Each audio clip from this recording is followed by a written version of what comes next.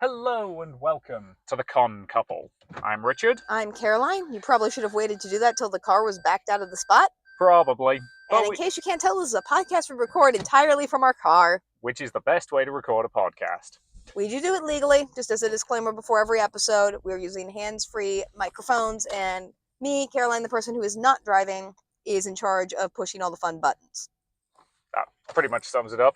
I'm just responsible for all the pedals. I should emphasize the buttons that aren't associated. And anyway, You all know what we mean. Also, sorry if I sound a little bit different this week. I am recovering from a cold, but I did check it was a cold. It is 100% not COVID. I took a test, and I am practicing a bunch of social distancing measures at this con, and I'm not running the fever, so don't yell at me. Thank you. Yep. Okay, you're all good. Anyway, we go to far too many conventions. We really do. Hey, you admitted it this week. No, I was just hoping you were going to say the opposite line about us not going to enough conventions. No, I'm not falling for that. Damn this isn't Daffy Duck logic. So, this week we are at SekaiCon. Which is interesting, because Sekai is also a learning management system that I worked with once.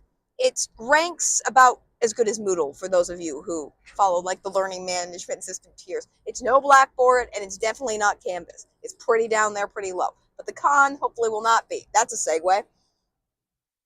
I'm not sure you know what a Segway is, but okay. It's a vehicle that you ride around the mall. Yeah, that's fair. So we're actually recording this episode a little differently than usual. Normally we wait to record until the last day that we're attending the con, so usually a Sunday. But this one is actually a fair bit closer to us than the last few we've been to. It's only about 40, 50 minutes from our house. Yep. And, we could record an episode in 40 to 50 minutes like a sane person. Or we could just record like half an hour each night on the drive home. Yeah. And just make it a long episode like ours have been for the past few weeks, because we've just decided that's the format now. We've had a lot to say. And again, is it really a podcast if it doesn't waffle on for over an hour and a half? Yeah. Now there's awkward silence. That's great for podcasting. Yeah, neither of us should actually be allowed anywhere near a microphone, No. but So SekaiCon, this is a first-year convention in Newark, Ohio, which is relatively close to us. Yep. And as a first-year convention, it tends to be with first-year conventions, you have to have a little bit more patience just because the people who are running it. And again, this is a volunteer convention, not corporate, so all non-for-profit, all just meant to have good fun and good times. You might have a couple kinks that you don't anticipate with a first-year convention, which is not on anyone's fault. But I would say so far it's run pretty smooth. So far, I definitely have some feedback, but, we've enjoyed day one. And as I always point out, any criticisms we have on this podcast are meant to be made with love and for improving the con for the next year, not saying the con's horrible and needs to go away or anything like that. Yeah. We recognize these are volunteers, and some stuff, particularly with the first-year convention, numbers are pretty hard to predict with a first-year convention. You have no idea how many people are going to show up. Yeah. This one looks pretty well attended, I would say, though. So far, yeah. So, for context, we are currently driving home on Friday night, and this is day one of the con. We are leaving at 9 because we're old, and I'm also kind of sick. So, but that's not because the con was bad. It was more just... We do also want to be there early tomorrow morning, mostly for parking reasons. Yes. We'll get onto when we talk about the venue a little bit. So, do we want to start there with kind of the venue? Yeah. So, as I've mentioned before, with venues, and particularly with first-year conventions, because with first-year conventions it can be especially hard finding someone to host you, because you don't have proof of what crowd you're going to get yet, so less convention centers are going to be willing to take the risk on a first-year convention. So their options are probably even more limited than what it would have been for a con that's been around for a couple of years, because the venue basically just has to trust that they're going to pull the numbers they say they're going to pull, and they can't reference anything to show, hey, we verified last year that 2,000 people showed up, so we can predict reasonably this year that at least 100 or 2/3 of that will show up this year. Yeah. They don't have that backing, so they're pretty limited in terms of venue options, which is, I think, part of why they chose Newark, Ohio, which is a smaller area. It's close enough to Columbus that I think some people did drive from Columbus to this venue. I'm reasonably confident of that. I would say so. And we drove from the other direction. And I do think some people were pretty excited about this, because it's not an area that normally gets a con like this. That's very true. We did overhear a couple of people talking about how they were happy this con was here, just because there aren't normally conventions there. Yeah. And and it was, I think the exact phrase was in their backyard or something like that. So So the venue was interesting. I'm trying to think of how to even describe this. It was kind of like a lodge type venue, kind of woodsy. Yeah, it's the Cherry Hill Hotel, I believe. Which they picked a great time of year to have it here, just because there's a lot of like fun flower blossoms outside, and it's centered around a kind of pond area. So technically it's 2 ponds. Oh yeah. So it's not immediately obvious until you look at a map, but the building is sort of shaped like an infinity symbol, with like 2 ponds in the middle and then rooms kind of around the edge, with a weird growth on the side that's the exhibition hall. But I suspect if it was a bit warmer, we would have spent a bit more time like in those central areas with the ponds. Yeah, I do think it was a good weekend to have it because like everything was in bloom. It is really pretty outside. It's also just unfortunately really cold, which is not on the con's fault. It was like 70 this time last year. Yep. It's just weather in Ohio in April. Yep. So it's 40 degrees today, which it's spring in Ohio. You never know whether it's going to be summer or winter that day. But if they have the con at the same time next year, it's possible it could be like 80 and beautiful outside, and people could run around in that area a lot more. And even with it being cold, I definitely saw some people taking advantage of like the outside. So did I. Like again, I suspect that there's a like little gazebo, not a gazebo, I thought it was a gazebo. Might be a gazebo. Yeah, there's a little gazebo thing kind of sticking out into the pond that I suspect is going to get used for a lot of photos over the next couple of days because it's very, very pretty. But yeah, so the only real like major negative criticism I have of the venue is that the corridors in it are relatively narrow,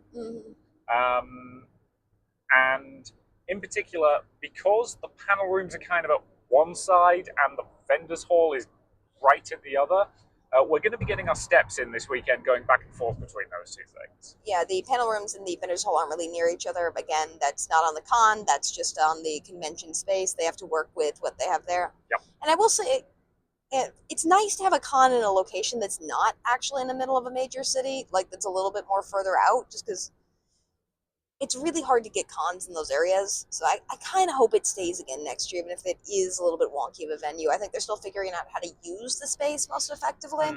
But I do think that the space could work, and maybe they'll be even like smarter about how they used it next year. Not that they weren't smart this year, just maybe a couple tweaks here and there. Yeah.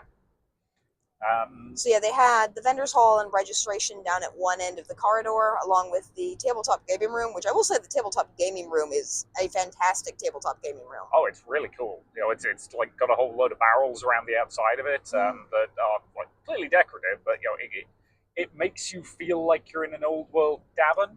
And it has a ton of tables. Yeah, it does have a decent number of them. Which again, like if you were playing D&D or something in there, it would feel like really appropriate. Yeah, it would feel appropriate for D&D. The tables were actually functional. I really kind of appreciated with board gaming rooms. Again, I get you have to work with what you have, but if you have like square tables as opposed to round tables, it just works so much better for board gaming. Depends on the game. I think some games, like D&D, tends to work better at a round table, I tend to find, whereas a board game, square tables do tend to work better. We can debate that later. Yeah, that's kind of not particularly. But it also had like a lot of tables. It wasn't just like 3, and like was a decent sized space for that. So, standard game checkout too, which we might talk about in a bit. But so on the other side, you had the panel rooms, which it was interesting because the panel rooms are almost like fishbowl-y, where they're like in a center corridor. Most of them are kind of oddly shaped, like circles or like weird elongated squares. So you go down one corridor and then you're in a circle room, and in that circle room are, I think, 4 or 5 doors that lead you into the 4 or 5 panel rooms. Yep. And those panel rooms form larger circles, I hope I'm describing this okay, around that central circle. And outside of that central circle is a hallway that kind of loops around the whole thing. Yep. So you can see people walking around in cosplays around the outside of your panel rooms, like while the panels are going on, which I actually really like. It's kind of a fun feature. It's kind of fun. So I think panel rooms 2 and 3 are the only ones that have those windows. I think main events and panel room 1, which are the bigger ones, don't have that. But we didn't really go into main events today, so Yes. we'll report back on that tomorrow. Yeah. But we were in all three of the other panel rooms, I think we Yes. did. Yeah. And there's also a movement room there, Mm-hmm. which we have not yet been in. We might try and stick our heads in it tomorrow. So movement rooms, because I don't think we've talked about them a lot in the podcast yet, are kind of sort of what they sound like. They're basically a place where you can like move around. Sometimes they have like sanctioned games. I will say cons movement rooms tend to devolve into chaos pretty quickly because like they have events, but those events don't always kind of happen, and that's not like a thing about this con. I think we've just noticed that about movement rooms in general. Like most of the times, it just turns into small children like bouncing balls around. Yeah, this one I think has a bunch of like LARP combat stuff going Yeah. on there all weekend. Which is always a smart use for a movement room. But basically, if you want to do something more physical, which we typically don't because I'm normally in a giant ball gown, Yep. a movement room's a good place. They're also, again, a great place if you've got kids who've got too much energy and you just need to give them something to do. Yeah. So that's kind of the setup. And then sort of round the corner Mm-hmm. from that is their arcade and video gaming space. And this is the one thing that I feel like they've allocated the space kind of weird because I'm pretty sure the room they've allocated for video games is the biggest room they have. I will need to sort of like look into main events tomorrow to kind of confirm that, but it feels like the room that's currently video gaming should have been main events. Which might have spaced some stuff out because all of the events are in basically one corridor that kind of feeds into each other. There's a lot of people when trying to get in and out of events at the same time, so that's a very like high trafficked area of the con. Yeah, they've implemented a queuing system, which I think was meant to help with crowd control. I do think is helping somewhat. I think it's helping, but it's so. As we said a few weeks ago when we were talking about Cleveland Fan Expo, there are two things we really, really hate when cons do. One of which is clear rooms in between panels and kick out everybody who's in there. They haven't been doing that as far as I can tell. We were able to just stay in the room between two panels. Yeah, and they seem fine with that. Yeah. And they're tracking room numbers. I did notice they came around with like clickers, and I do think that's important of making sure that rooms are not over capacities. Yep. Some cons do fill rooms over capacities, which I do not like. It's not great for my claustrophobia, and it's not safe. So I appreciate them checking who's coming in and out of rooms and how many people are in rooms. Yeah. But the one thing they are doing is not letting people into panel rooms until the panel is sort of about to start.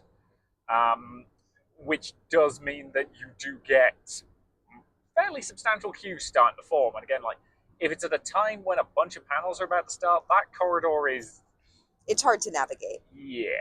Now they do have stuff for people with disabilities, and they were great about accommodating me today. Like they allow people who have disabilities, even if they're not visible like me, into the rooms pretty much as soon as they can, which is pretty awesome. And in fact, somebody, I think, when I was waiting for another panel room after I had highlighted to them that I had a disability, like came and got me and let me into the panel room early because they remembered that I had accessibility issues, which that person was awesome. Yeah. Like hats off to that person. Yeah, that person in particular, we didn't get a name or anything, but they did a great job. And I do appreciate that they are at least thinking about that level of access for people who can't wait in long lines for whatever reason. That's pretty awesome. And they do have special labeled disabled seating in every single room. Not all of it works with like my personal disability, but again, disabilities are weird. It's hard to accommodate all of them perfectly. Yeah. And when they let us into room early, they had no problems letting me sit in the chairs that worked for me. Yeah. The only thing about that is again, that's going to assume that like people know that you have that policy and feel comfortable like asking somebody. Yeah. And that can be kind of hard for a disabled person, and also like because that's not like listed anywhere, it's a little bit difficult to know. As I say, it's sort of listed in their guide, but their guide is a little vague on their accessibility policy. It's also one of those things where when we bought tickets for this con, they asked me if I had any accessibility issues, which I really appreciate, but they just had a box saying, will you require accessibility services, yes or no? And I'm like, well, I don't know if I'm going to require that because I don't know what services you offer. That wasn't listed at that point, and I don't know about like very specific things in terms of logistics that your con's going to do. Because if your con's like Motor City Fur Con, we were at a couple weeks ago, where you can just like walk in and out of panel rooms. I don't need any accessibility stuff at all. But at a con like this, I definitely do, which is, I appreciate that they're doing that. It is something for which my ultimate goal with anything with accessibility needs to be, it's just accessible for everyone. No one has to ask of exceptions to themselves. And that, again, I know is lofty, and no matter how universally you design something, there's always going to be something you don't see or something you forget about, and somebody's going to have to ask for exception. It's impossible to think about every possible logistical thing, but the more and more you can get to that, I think the more ideal it is. But it's a first year con, and they put way more thought into accessibility than I think a lot of other cons have. I would agree. So again, pros and cons. Pros and cons. Every time. So we did notice when we left, there was I think what can safely be described as a honking big queue for main events that did make navigating that corridor pretty tricky. Yeah.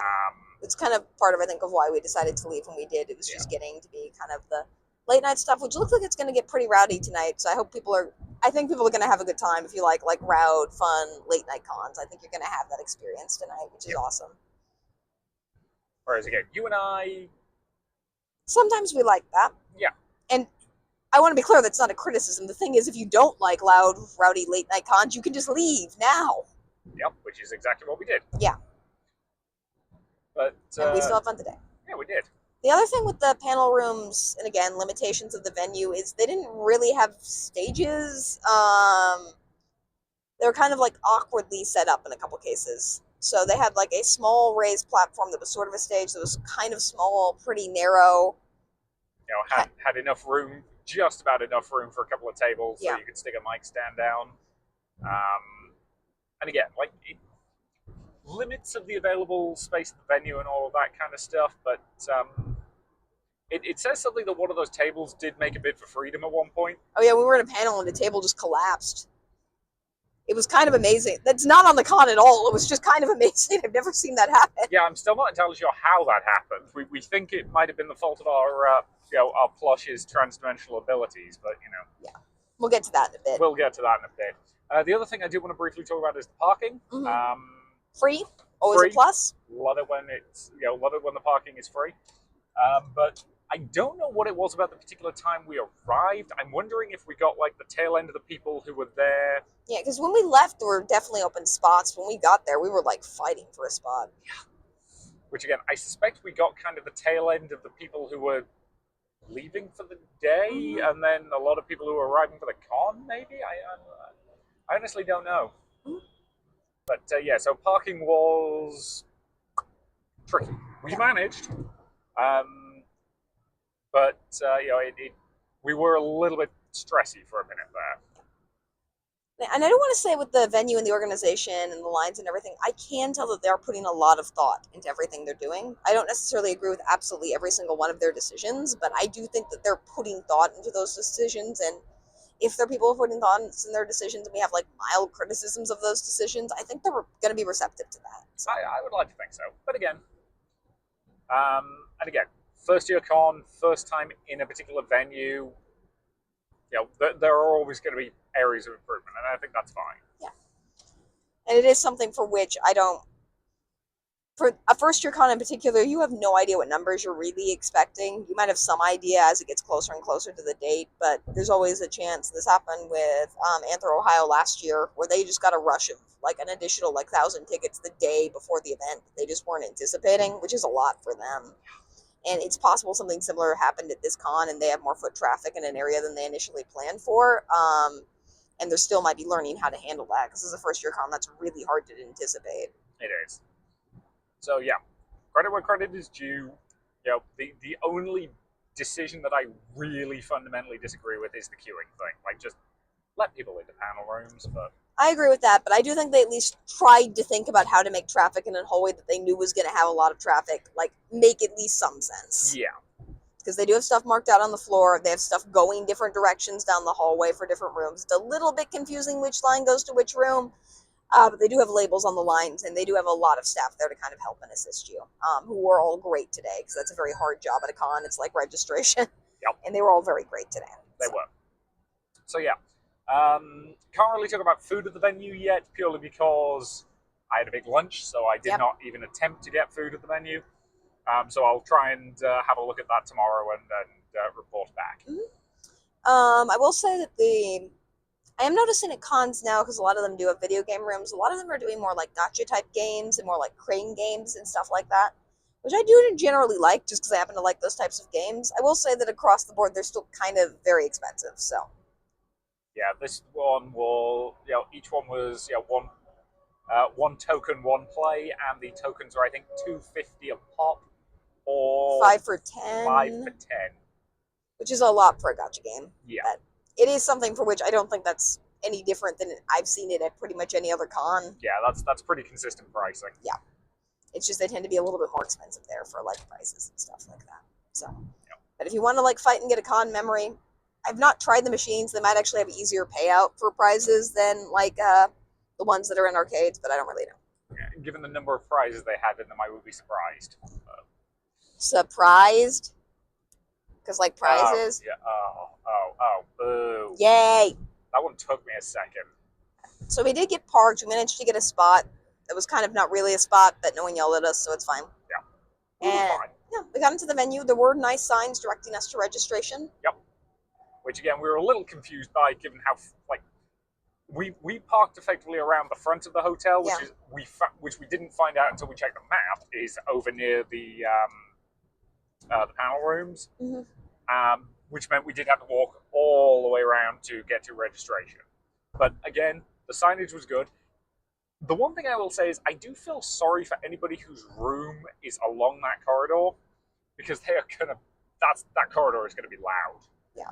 I'm really hoping that corridor was entirely blocked out by the convention, so that most of the people who are going to try and sleep along there are most likely going to be convention goers who know what they're dealing with. If it's just a bunch of like random civilians, then I think they're going to be less than happy. Yeah, I didn't see a lot of people going in and out of those rooms who didn't look like con goers, so hopefully it's mostly like the con goer room block is in that hallway. Yeah. So, and then maybe there could be like room parties in that hallway. Because somebody's going to do that. Oh, absolutely.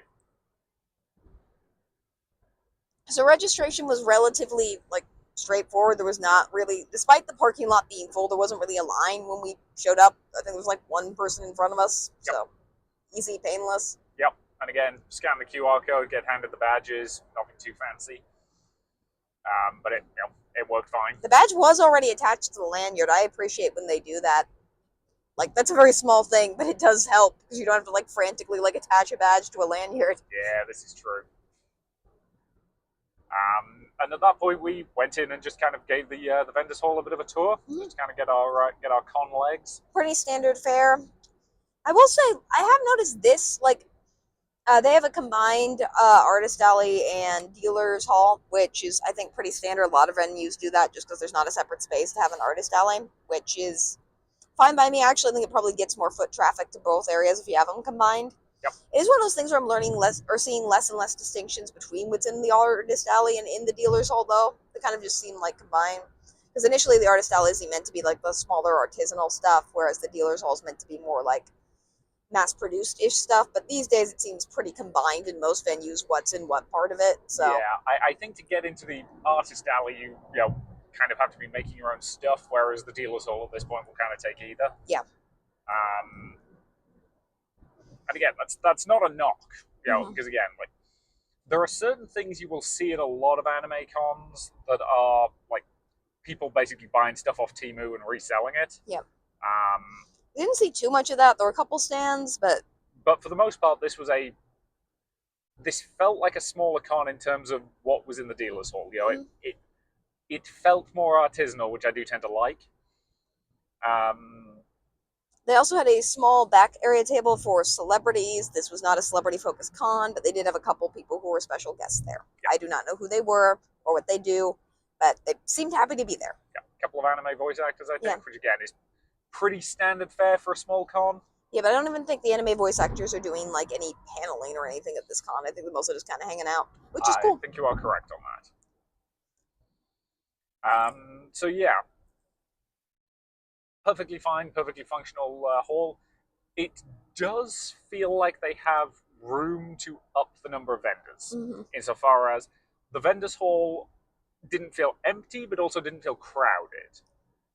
I've definitely been at vendors hall. Yep. I've been to cons that have the same amount of space but probably have 50% more vendors. Which again, it's a first year con.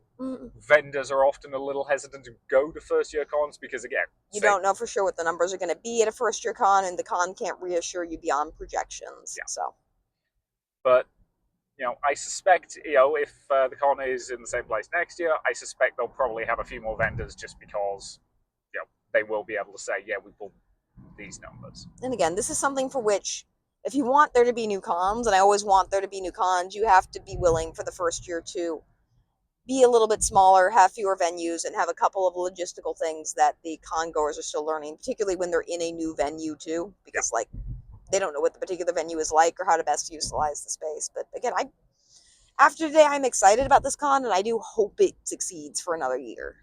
I think you're feeling the same way. Yeah, I think so. So, do we want to talk about what we did specifically today? Yeah. So we toured the vendors hall and artist alley, and then we went to a couple panels. Yep. So we kind of ducked into, we came into this one about 10-15 minutes late. 10-15 minutes late because we were getting badges and stuff like that. Yep. This was basically like a mukbang type panel of trying Japanese foods, where this person went to, I think, the Japanese section of Columbus, bought a bunch of stuff, made like meal kits that were like intricately designed. This person must have spent so much money doing this. And then like pulled members of the audience up to like review these like meal kits for them. Yep. And each meal kit had I think a main thing, a snack, a drink, and a dessert. Yep. And there were 5 of them. And they pulled a different audience member to like review these products with them each time. And they even had like a little recorder screen up with them so that they could like record the food and put it on the screen so people in the back of the room could see what they were eating. Like, this was a really well designed panel. It was. Again, my only feedback after it was I would have split the things into separate bags initially, just so it went a tiny bit faster, because they were definitely pushing the edge of their time towards the end. But like, same panel in an hour-and-a-half time slot would, I think, be absolutely fantastic. Yeah, it was mostly people trying food, and then they would like get the bag to take home after they tried all the food. So again, it was a lot of fun to watch. Obviously, I couldn't have participated in a panel like that because I have really severe food allergies. But like, that happens. They could have just re-rolled the die, or you could have gone up. They were pretty like flexible. If somebody was like, "I don't want to go up," they just re-rolled like what they were doing, or pulled somebody else up. So. And again, it was a case of when you went into the room, you got given a. They described them as raffle tickets. It was basically a post-it note with a number written on it, and then they were just using a random number generator. Completely fine and fair way to do it. You didn't need anything more complicated than that. And it was super cute because sometimes people are too shy to raise their hands too. So if you're like picked that way, I think it's actually a little bit more encouraging for people who are a little bit too shy to raise their hands, which is pretty awesome. Yeah, I would agree. And yeah, I really enjoyed that as like a panel design. Yeah. And yeah, that does bring me to. I don't know if this is really an issue. It's just a kind of interesting thing about cons is, because we're panel people, panels tend to have varied time lengths, where we were pushing up against, I think, the shortest time length, which is 45 minutes with a 15-minute like transition over to the next panel. Yeah. Which I do like that they have that transitional period, but those are quick panels. Yes, I would agree. Whereas the panel immediately after that was one where we just stayed in the same room for, was the cosplay cleric. Yep. And if you're not aware of them, cosplay clerics basically are people who go around conventions and just have a boatload of cosplaying supplies for you in case you need them. So, seam on a dress suddenly pops, they have a sewing kit. Prop weapon head falls off, they have emergency glue.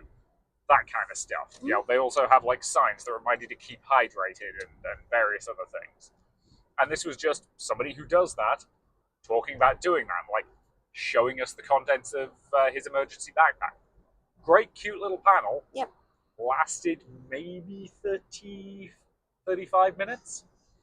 And it was his first time doing it, and particularly if you're not somebody who like works in presentation style stuff, it's hard to like pace your time. And even if you do work in presentation style stuff like education, it's hard to pace your time sometimes, especially if it's your first time doing the panel. But I think that's an easy fix. All you have to do for that panel is just put in a couple stories about like stuff that's happened to you as a cosplay cleric, like maybe a really cool repair that you did, or like what to do if this happens in a situation and you're trying to find a cosplay cleric. Like there's a couple ways to, I think, pad that panel out a little bit. And again, like first time doing it, his presentation was good. The one thing I will say on the technical aspects of this con is that I don't feel like any of the microphones have been loud enough all weekend. Yeah, that's part of it. I You say do all have a weekend. We're still on Friday. yes. Because rooms are close together, there's a bit of room bleed with sound too.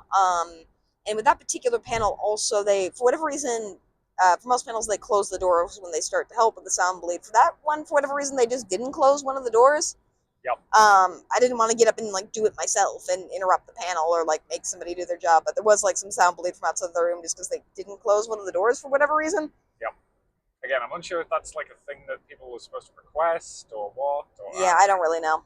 But again, like the panel itself was, was solid and enjoyable. Yeah, and again, these minor technical issues, especially Friday at a first con that's ever happened ever, are going to have a couple technical issues. Yeah. And I will say during that panel, he dropped, because one of his things out of his bag, like, rolled behind the stage that was, like, propped up there, and he used something else in his bag to, like, fish it out from behind the stage, which is just classic Outlaws play cleric type stuff there. Yeah. I think it was a D4. Yeah. I wonder what it rolled. Yeah, I was going to ask him, but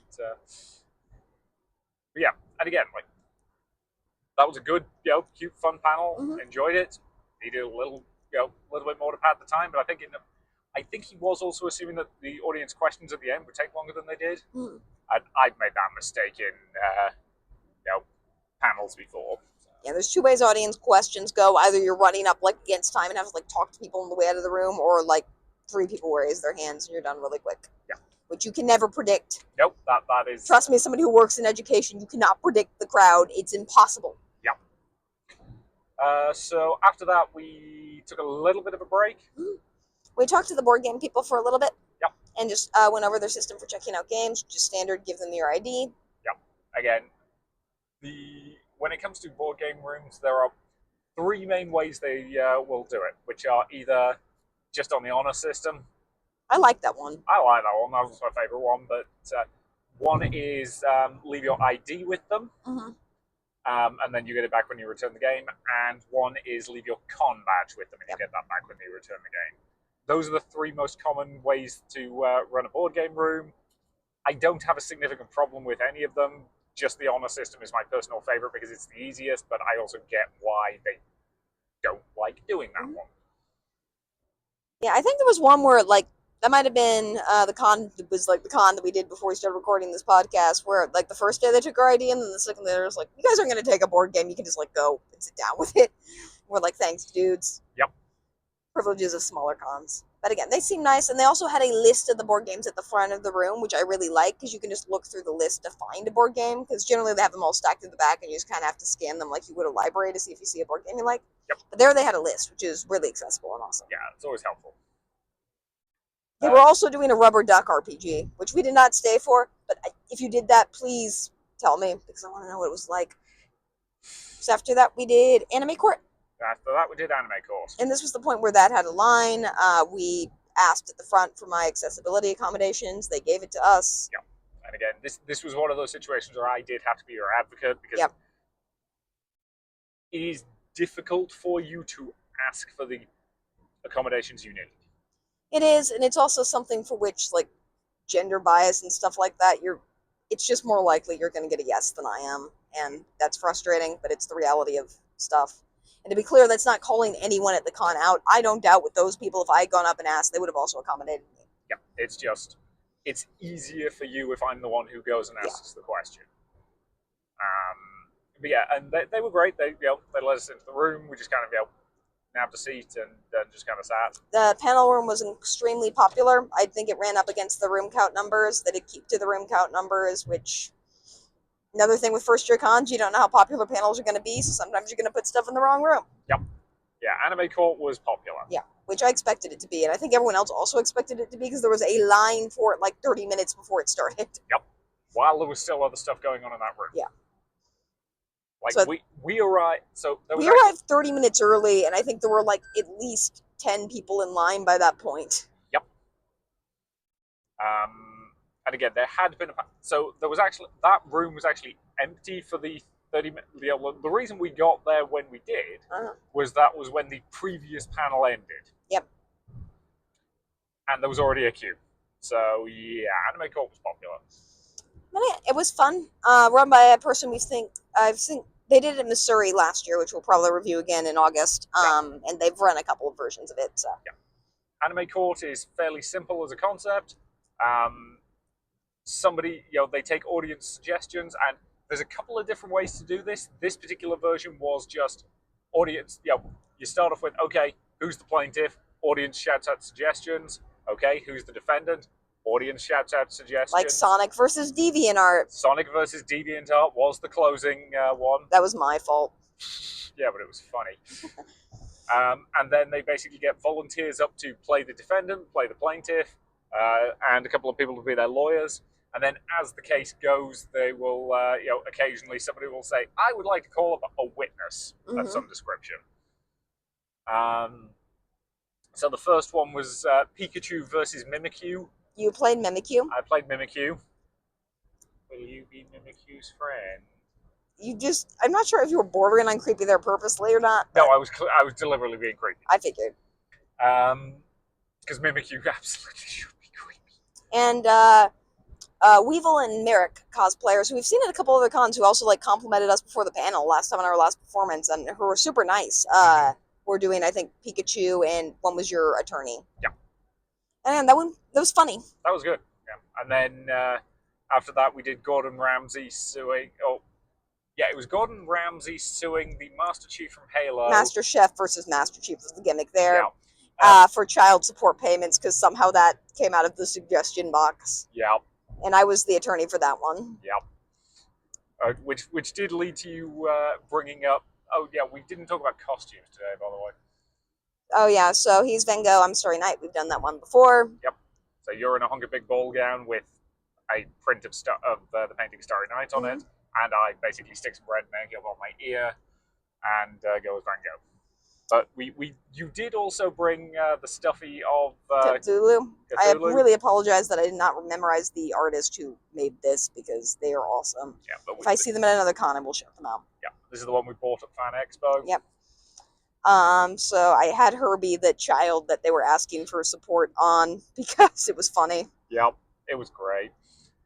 So yeah, again, Anime Court. Very silly panel, lot of fun. Yep.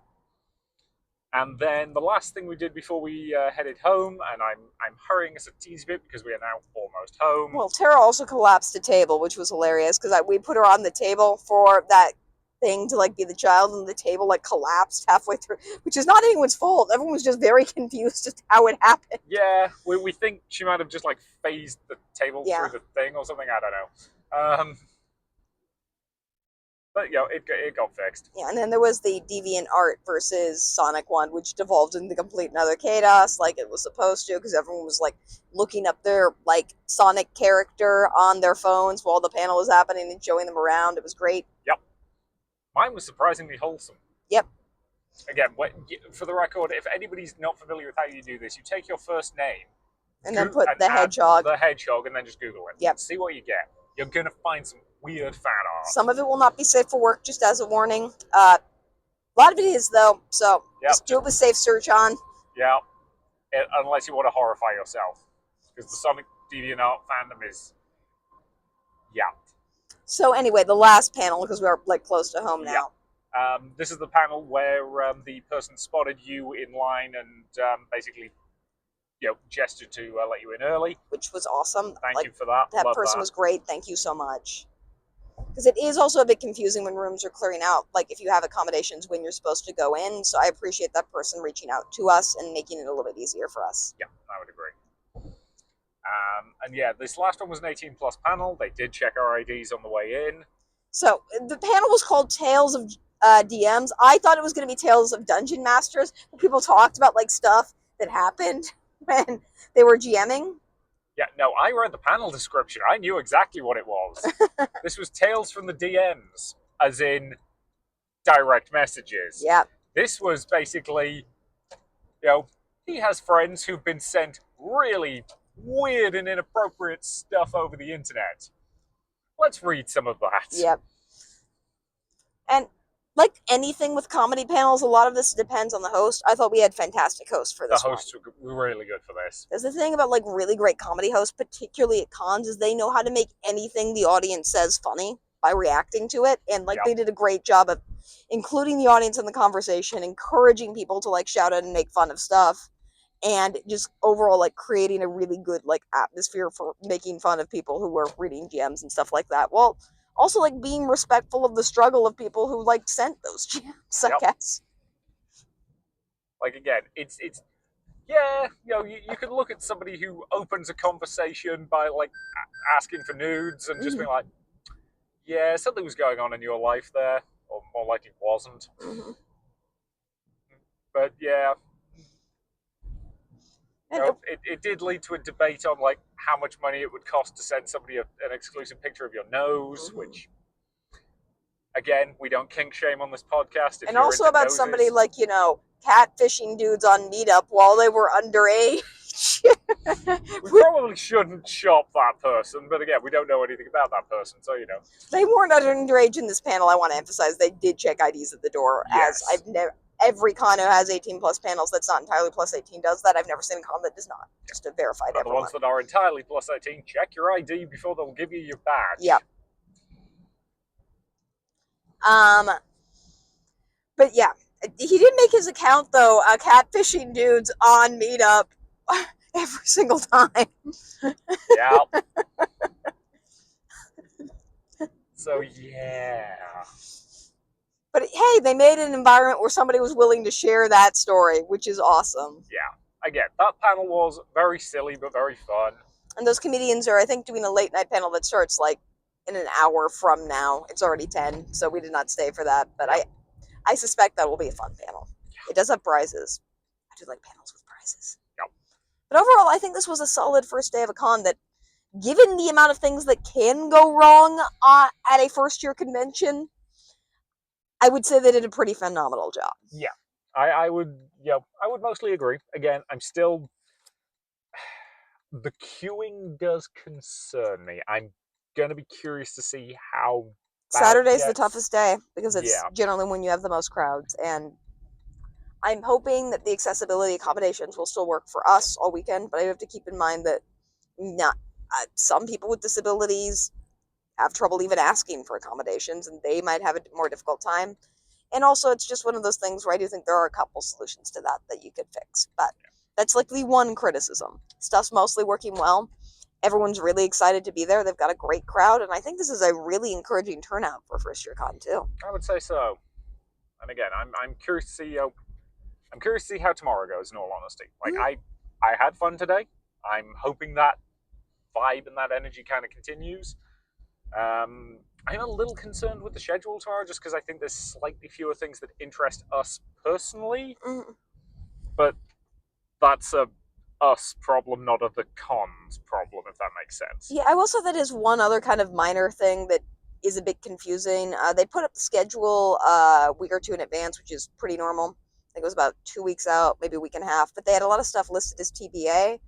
And as of now, there are still a couple things on the schedule that just say TBA. I'm assuming there just aren't panels at that time slot, but it's a bit weird. Yeah. It might have just been that like maybe one panelist or group backed out last minute. Sometimes that can happen where they had some scheduled panels, and if somebody backs out last minute, you can't really like get a replacement panel that easily, which I do get.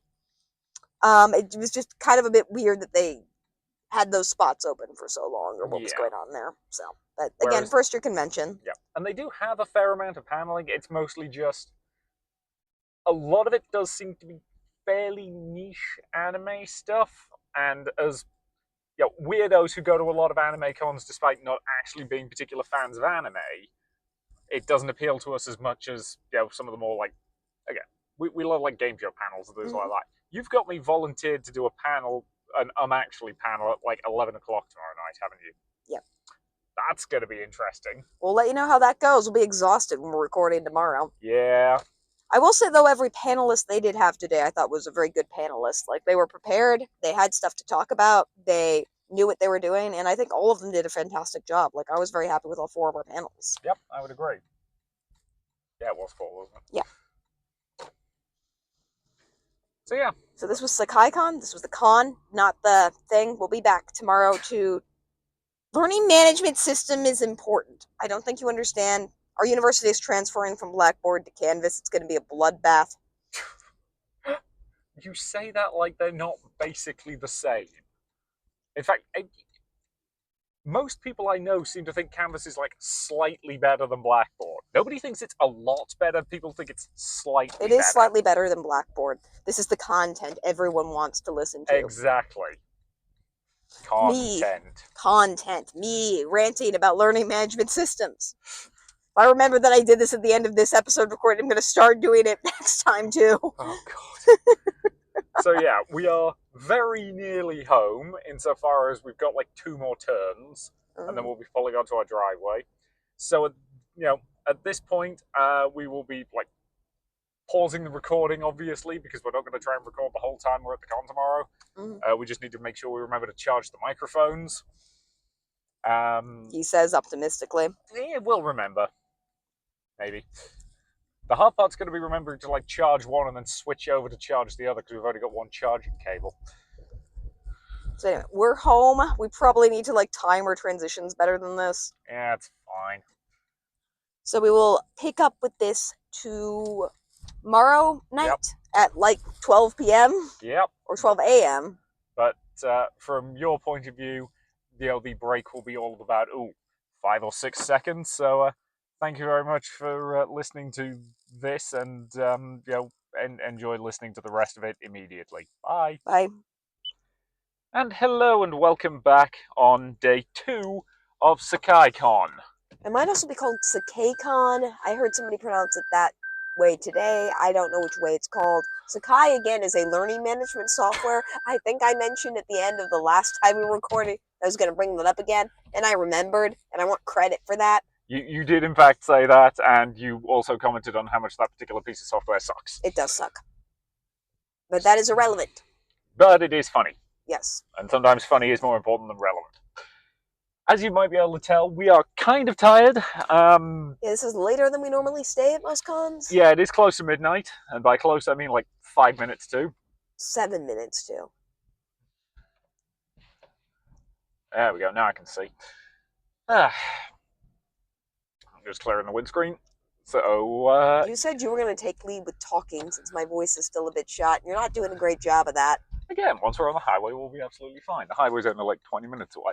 So, day 2 of this con was the big day, because Saturday usually is, and today's been a bit of an interesting one. Insofar as we've been to a bunch of panels, we liked the panels we went to, but we were also getting really kind of stressed and kind of ticked off at a couple of points. And that's mostly down to the queuing system to get into panels. Yeah, it is interesting because, and I get that it can be particularly hard to predict with a first-year con, but like at some cons, like panels are kind of just an afterthought that some people go to, but like they're not the main thing people do. Yep. Definitely true at more celebrity-focused cons, but here, pretty much everyone who is here wants to go to panels. Yeah, like this is a very, very panel-focused convention just in terms of the people who are going.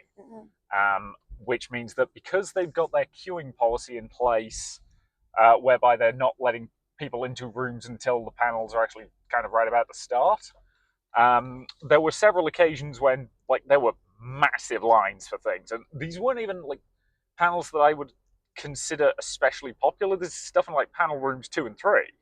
Like there being a massive line for the cosplay contest, yeah, that's pretty common at most cons. Yep.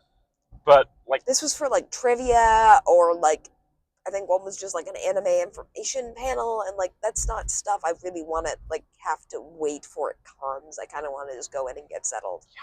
Because those rooms for the most part weren't even full. It was just the hallways were extremely crowded. Yeah, they were also today doing the clearing rooms between panels thing. At least for some of the panels. For other ones they weren't. It was kind of random. Yeah. Because I saw that they left a couple people in for one of the panels we were in later. So I just, it's random. We do not like when they clear rooms because when it bogs stuff down, it's not accessible. And because they have these lines in the hallway, they are well organized lines in the hallway, but it's still a lot of people in the hallway, and that's still a safety hazard. Yeah, we were definitely pushing up against kind of dangerous fire safety hazard territory today. And again, if you're a person with an accessibility issue, there's not really a place where you can go and sit down to wait. Yeah, you are pretty much at the mercy of the individual staff. And yeah. I do want to specify, the individual staff have continued to be really good about that. It's just, I think next year, guys, please change this policy. Just let people in and out of the panel rooms. Maybe have 1 or 2 lineups for like the cosplay competition. Because the other thing is, because of this policy and because how full the halls look in particular, it's led to people lining up like ridiculously early for panels. Like people were lined up an hour early for the cosplay contest. And I generally don't expect that, except at cons that are significantly bigger than this. And just no one should have to spend an hour waiting in line to go watch a cosplay contest. That's just very frustrating for everybody involved. Yeah. So yeah, and again, like if you need to rearrange furniture or something like that, like the first panel we went to today, because we got here at 9:30ish. Yeah. And the first panel was at 10, and that particular panel was a discussion of the particular martial arts styles that were used in one of the series of Super Sentai, and specifically how it was based on various Chinese martial arts styles. It was Dai Ranger, Deki Ranger, one of them. The one that was sort of adapted to Power Rangers insofar as they used the White Ranger suit from it for Tommy's White Ranger outfit in like Mighty Morphin Season 2, if memory serves. So you've seen bits of that, but not the whole thing. Yep. If you're just a Power Rangers fan. But they were, and that included an actual like practical demonstration of some, of the techniques and styles. So prior to that panel, they had to move a bunch of chairs back, rearrange the stage, make sure they had enough room to do that. That I don't mind the fact that they basically said, we would like you to wait to let anybody in until they've finished rearranging all the furniture. Yep. Fair enough. That's a very valid reason to not let people into the room. If you're not doing that level of rearranging, just let people come in and sit down. Yeah. But yeah, so that was our first panel of the day, and I enjoyed it. It was good. Little awkward, but in that like adorable, like nerdy way that I kind of love sometimes. Like this were a group of college students from OSU who were like clearly very passionate about this, and were also very well trained because all their martial arts really cool. And it's nice to see somebody do martial arts demonstration. That's a pretty unique panel concept. It is. Like I really enjoyed it.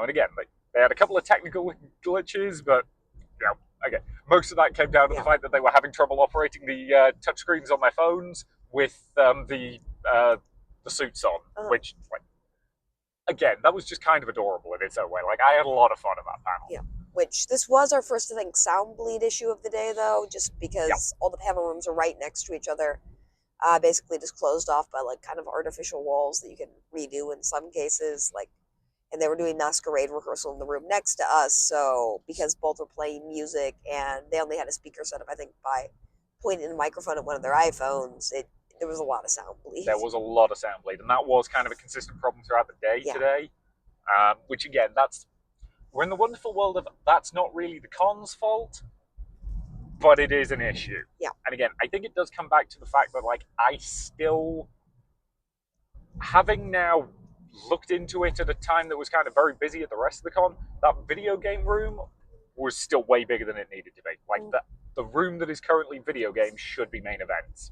Yeah. I just fundamentally believe that. It would also mean that there's, like, another space where you can, like, play, because as we were leaving right now, what was going on was, like, the rave type thing was in the main event space, and there were also panel rooms on nearby that were getting so much sound bleed. So if you have main events like on the other side next to the video game room, which is like loud anyway, it'd be a bit further away from the rest of the panels, and you'd have less of that sound bleed issue, and a little bit more traffic control. Which again, that's it might just be because you and I don't rate video games particularly highly at conventions, because you can play them anywhere. Yeah, if I wanted to play video games, I would play them at home. Like I do play video games at home. I would personally not go to a con to play video games, but some people do, and that's, if that makes you happy, great. It's mostly just I don't feel like it was a massively efficient use of the space, and if they're using this hotel again next year, that will be one of my big suggestions to change. Yeah. So what did we do after that panel? We went to the board game room, which again, we love the board game room at this con. It's very cool setup, about Yep. the right size for what it needs to be. It's very tavern-esque. It's a Yep. really cool theme thing. And It we sat down and played kind of our normal like relaxation games that we do in between stuff. And I happened to spot at the next table over that there was this game called, I meant to get this out of the bag so I could say the author's name. I will. It is just behind us, so if you can like. Yeah, I'll grab it really quick while you explain what happened. Yeah. So this was basically just a case of we inquired about it, and they and the guy was supposed to be running a game. Only one potential player had turned up, and he was just like, if we wanted to like join, we would be very welcome to. And we didn't have anything like. As I mentioned yesterday, there wasn't really much on the schedule that specifically appealed to us. Mm. There wasn't any particular panel that we were like desperate to go to, which meant we decided, yeah, why not? Let's play an RPG for the next couple of hours. Yeah, but it's not something we normally do at a non-RPG based con, but this was it's called Zam Pow Spork. It's a very silly superhero-based game where you're all playing sidekicks of superheroes. You basically roll your character in 2 seconds, get like a couple random powers, and build a character based off of that. Super simple system. Combat's more just kind of... It's much more narrative. Like narrative, yeah. It's very much one of those RPGs that's pure collaborative storytelling. And the dice are mostly there to just add a little bit of element of randomness of, does this thing you want to do work or not? Yes, and the author is Robert Turk, Turk. And we were talking to him for a bit. It seems like he does a lot of RP stuff. He will be at Origins. Maybe we'll see him there when we go in a couple months. Yep, we will see. But I like this a lot. It was a really fun system. I thought he was a great GM. Worked well for 3 people. Like, asked us if we wanted to keep going at a certain point for another hour. We said we did. Yep. And it was super fun. Yeah, I enjoyed that a lot. Again, I rolled up a character whose powers were weather control and illusion. Yep. Which I decided meant he could he could influence people to think he was controlling the weather, but had no actual power to do that, which was just kind of good for comedy. Mm-hmm. And again, very, very silly game that I enjoyed a lot. And again, Robert, I assume he goes by Robert. That's what his name is. It's not like Bob or anything. Like, he gave us the game for free. Like, it's not an expensive game. I imagine it's probably like $5 to buy, but he still gave it to us for free. And which I want to run this at a con. It's a lot of fun. We may well end up running this at some point in the future. Yeah, I'm gonna put that with our like little con RPG stuff. Yeah, just super sweet of him. Yeah, that was really nice. And I will say the board game room generally does seem to have some pretty dedicated people there who are like working and making it run well. It's still kind of suffering with the problem of, I think, most board game cons at a non-board gaming convention. Like, it's hard to sign up for events in advance. Not everyone really wants to do RPGs at cons, but in our situation, I think it did serendipitously just kind of work. We were looking for something to do at that time. They were looking for players, and it was a pretty well-run event. Yeah, it worked out for us. I know he was running something a little later in the day, and I don't think that went off. I don't think they got enough players, but I do feel like the board game room had a lot of events throughout the day. I don't think they were well advertised. Like, there was a board outside the games room saying what was on. Mm-hmm. But they're not on the main schedule with all the other events, so it was hard to know what was going on there. Yeah. You wouldn't like look at your thing and be able to see it. Yeah. So unless you sort of deliberately sort out the games room and like, I don't know, took a photo of the schedule board, you wouldn't really know what was going on, which I think was to the detriment of the various events that were going on. And again, I don't necessarily blame any specific person for that. It's just, again, thing to keep in mind for next year. Board game events also on the main schedule, please. Just so we can kind of know that they're there without having to go out of our way. Also, sorry if I sound like not great right now. I'm doing my best, but again, not COVID. Taking social distancing precautions. We're pretty sure it's safe because he's not sick. Yeah. Again, you've tested it. You're fine. You've just got a mild cold. Yeah. And you've been fine today, apart from like a bit of a sore throat and your voice being a little iffy. Yeah. Thanks for saying it. Sounds great, honey. I love you. I love you too. It's mostly just you haven't been able to scream in panels the way you normally Yeah, I know. like It's to. really annoying. So I like to be really encouraging to people, and it's hard because I can't like yell. It sucks. Yep. So yeah, so after that, what do we do after that? I will pull up the schedule. Thank you. I think we went to the first that one group that did. I'm trying to think how we describe it. It was like quick. It has a really weird name. Is that Q-op, whatever it was? Yeah, that was that group. Yeah. Okay, what was that panel? The second you tell me, I'll remember it. I know that. It was the SekaiCon game show panel. It was yeah. So yeah, they were doing Jeopardy. Yeah. And it was, again, as Jeopardy panels at a convention go, it was a good one. Again, it was Jeopardy with anime questions, but they did have some other stuff that was sprinkled in that was more interesting. My favorite category was actually a category where it just had the contestants do random stuff, or like they each had to stare at somebody the longest without blinking. Yep. I'm pretty sure the guy who won that blinked like 3 times. Yeah. And I think one was like just guess the card was one of the games. Yeah. And there was a hiding game that was great. Yeah, my favorite part of it. So one of them was literally like, okay, all 4 of you go hide, and then whoever gets found last gets the points. Mm-hmm. And one person hid under the stage and clearly like dislodged some cable or other because they took out the power to the TV. Yep, one was like behind a desk. One person I think was like ducked under a few chairs, and one the person who won it was, because the other 3 were all in cosplay. Yep. They were kind of memorable. He was just an average looking dude, so he just took his seat back in the crowd and the person hunting walked past him like 3 times. It was great. It was great. So yeah, again, that panel was a very well done version of that. Yeah. We've seen Jeopardy style panels at a lot of cons. That was probably in like the top 3 or 4 of. Definitely in terms of creativity, I probably place it at the very top because a lot of the questions were like, this is a dad pun type question. Yeah. Some were like, rhyme this like anime character with this candy bar. Like there was a lot of fun categories and questions, which I really even liked. Stuff like the one of them was just like, yeah, here's a bunch of JoJo references in other stuff. What's the other like thing? So like, one of the Team Fortress 2 characters, there's a skin you can get for them that's a JoJo character skin, and it's like, yep, I identify Team Fortress 2 from that and stuff like that. So, and again, you are a sucker for a good like pun con. Yep. Thing. So what was after that? I'm trying to pull that up. I think after that was we took a break and then did the Sundra. I'm sorry, I'm so bad at saying these words panel. That panel. Yeah. The Sundere panel. Yeah. Yeah. Which again, historical panel on like influences of the Sundere and like where they came from, and again, good version of that panel. We've been to. I don't think we've ever been to a panel specifically on that topic, but we've been to sort of similar panels before, and again, like. It was very well researched. I liked it a lot. It went through a lot of like the history. It was very well done. They had a lot of like different things about sundries that they brought up in terms of the words and the etymology. Like as somebody who doesn't really know much about it as like a trope, I thought it was very informative. Yep. Yeah, like I'm familiar with it as a trope. I didn't realize it was that the actual term was a portmanteau. I always assumed that it was actually a character name. Yep.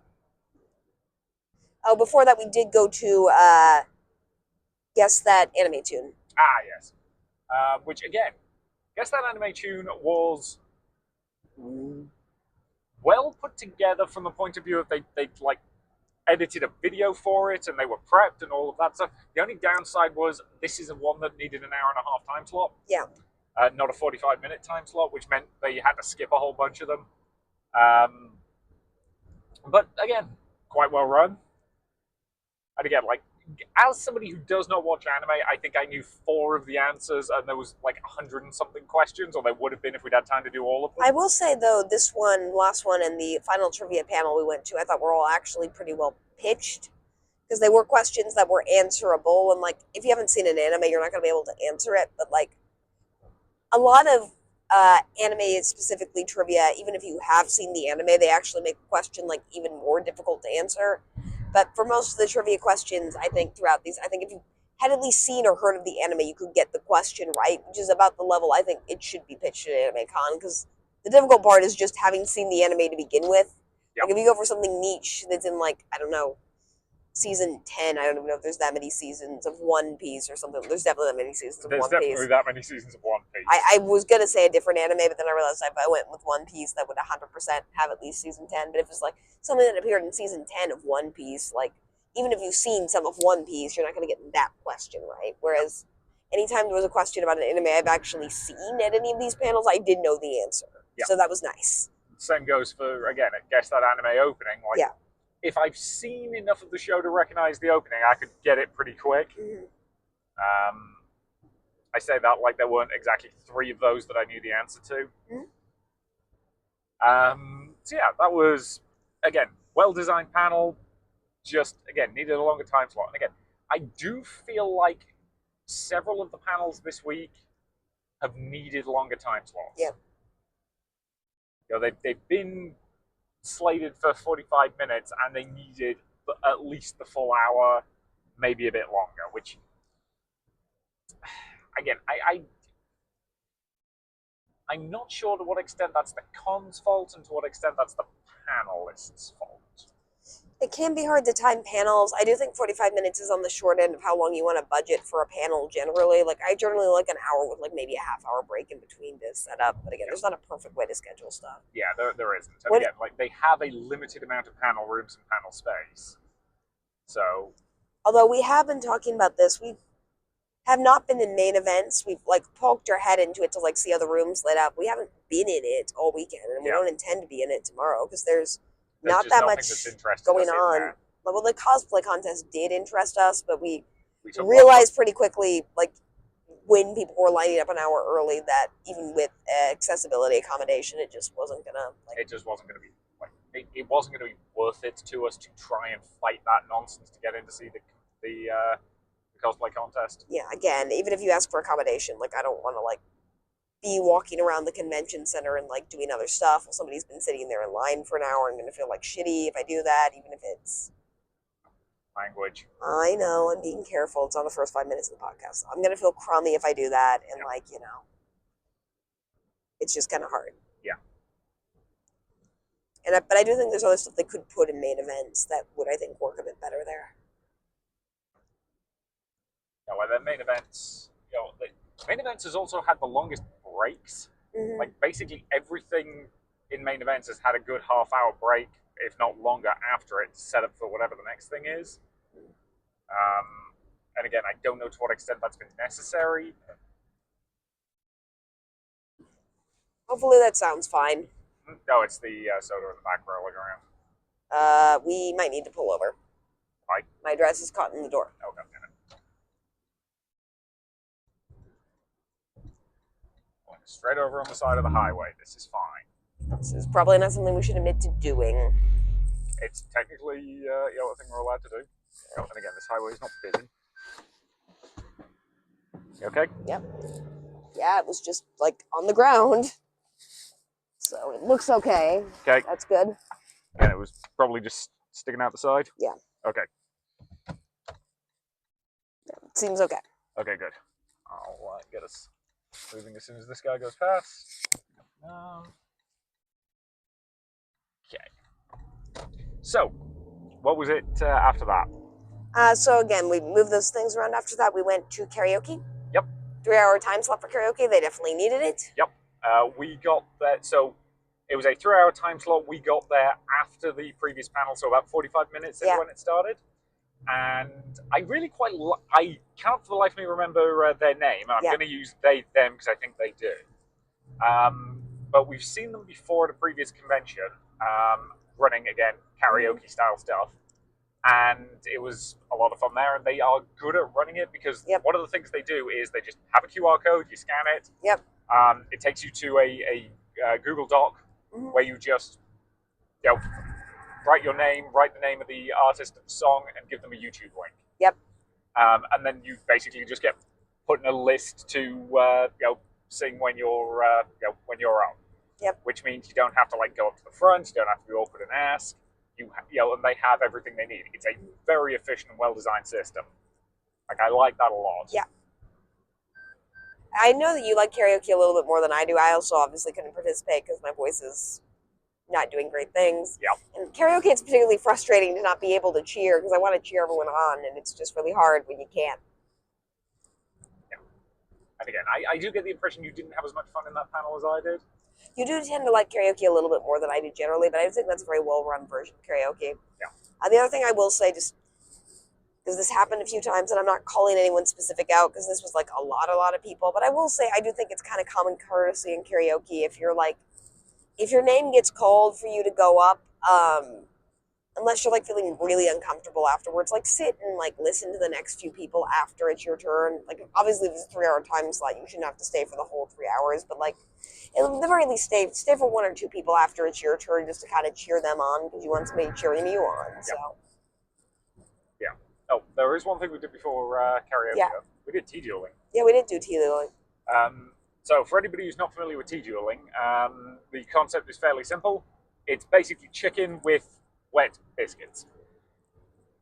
So you take a biscuit, you dunk it in some tea, you hold it up, and you're facing off against somebody else who's just done the exact same thing. And the objective is to be the last person to eat your biscuit. But if it falls apart and you can't like get it in your mouth in one go, you lose.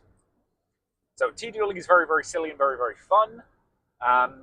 Again, I would have liked it if it was in an actual panel room rather than kind of stuck out in a corridor. I don't know how you... I feel like you agree with me on that point. Yeah, it was a bit weird. It was stated for being in the games room. We went to the games room. We didn't really see it there at all. Yeah, and then you went up to the desk and asked, and you were informed that it was like out in the hallway in an area. Yeah. I think we were the only people there, other than the people who were like running the event. Oh, Jesus. Yeah, that's okay. Yikes. So let's not. Let's just say there was an accident. Yeah, there was an accident on the other side of the highway. Yeah. For respective people who were involved in that, we're not going to talk about it. Yeah. So yeah, sorry, that was a little surprising. Okay. Continuing on. So yeah, tea dueling, not tea dueling. Yeah. So that was just kind of stuck out in the hallway, which wasn't a great place for it. So it had a reasonable number of participants, but I'm going to be honest, one of the fun things about tea dueling is the smack talk beforehand. Yeah. Specifically in tea dueling, there is a tradition of, not all tea dueling things do this, but a lot do. But what you basically do is you offer an insult to your opponent, but it should be a very complimentary insult, or a very joking insult. Like, how dare you be so more stylish than I am, or the one that is our favorite was when a husband told his wife that she has terrible taste in men. Yeah. That's just a good like tea dueling style insult. And because we were kind of out in the corridor, we couldn't really do any of that. And it didn't really if you wanted to attend this event, it would have just been kind of hard or confused where it was happening. I really wish it had its own panel room.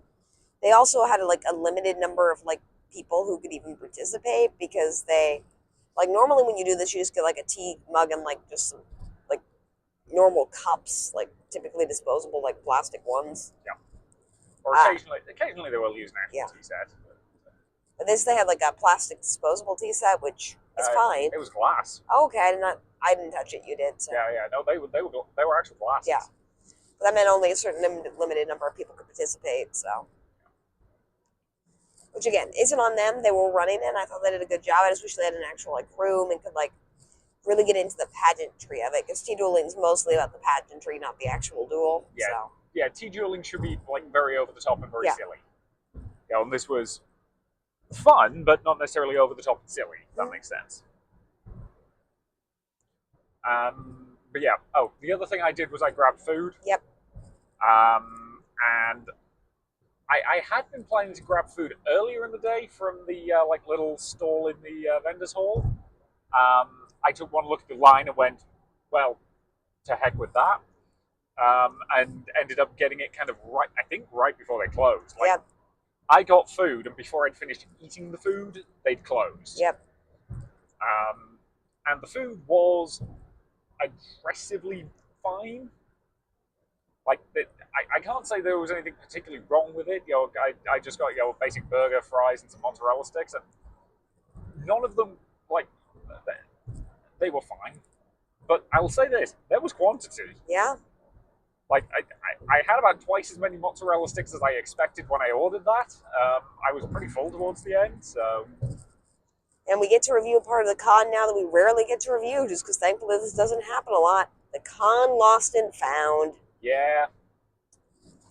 So yeah, when we went out of there to go to the vendors, the tea dueling, yeah, we realised we'd left your coat inside in the vendors hall.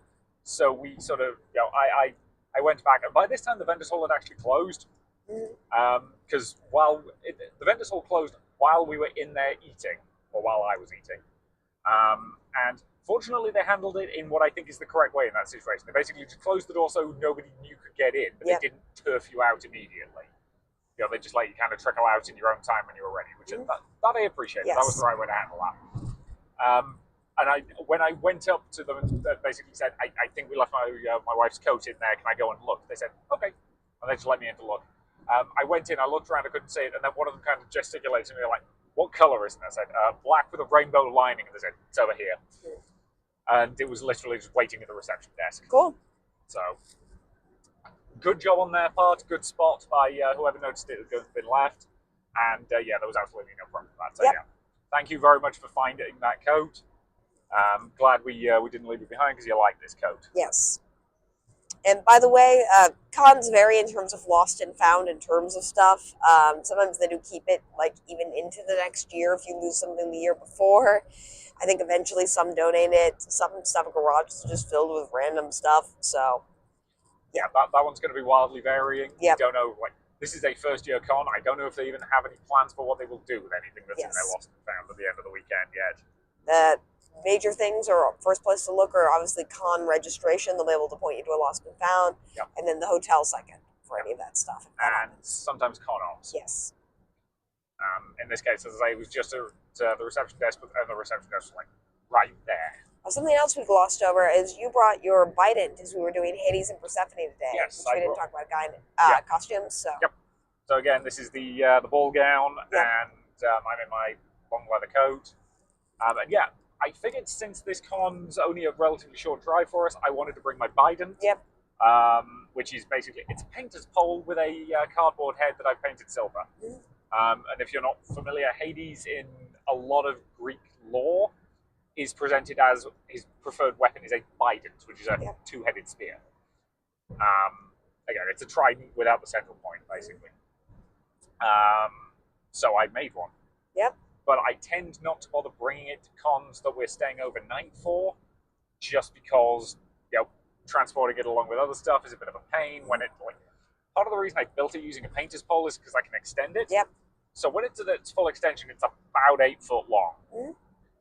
When it's in its shortened travel form, it's about 4 foot long. And I tend to keep it in that form when we're wandering around the con and just extend it if people want pictures or anything like that. Yep. But it's a cute little prop. And it is, and you got it prop checked, and that took no time this morning. Yep, prop check was pretty easy. I basically held it out to them. They looked at it and said, yeah, you probably can't kill anybody with that. And, stick a zip tie on it. And prop check at cons usually is they will put something on it to mark it. Zip ties are pretty common. I've had particular colored bits of string or a tag or something like that before.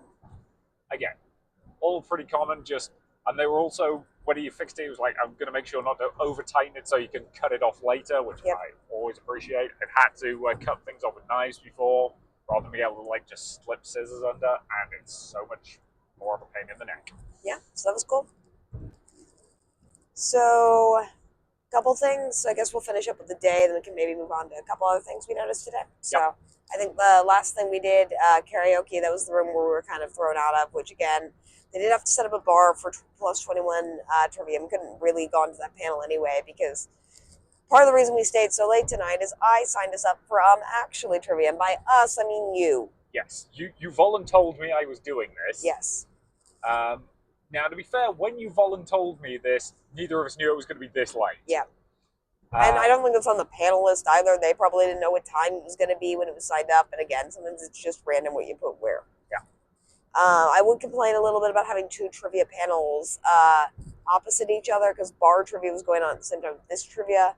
there are different types of trivia. One's anime trivia, one's like video game trivia. But I would have liked to go to both panels. yeah, I would have too. And like I think a lot of people would have. And like typically trivia panels are going to compete with each other a little bit. And one has beer, so that one's going to be more popular.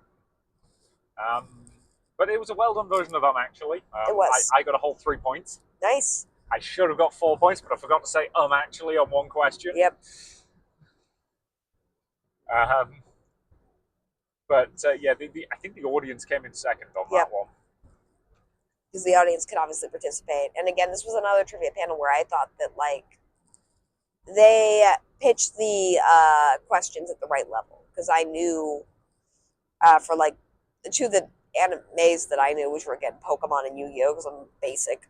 I knew the answers instantly, and I thought that was like the right way to do the questions. And I think for most of the other ones, if you had seen the anime, you knew the answers pretty easily. Yeah, I haven't even seen Yu-Gi-Oh, and that was the one I was so excited to get right that I forgot to say I'm actually on. But yeah, like that, it was fun. And again, like I was able to get in some good jokes. Yep. I was also able to get in some really questionable jokes, so I had fun with that.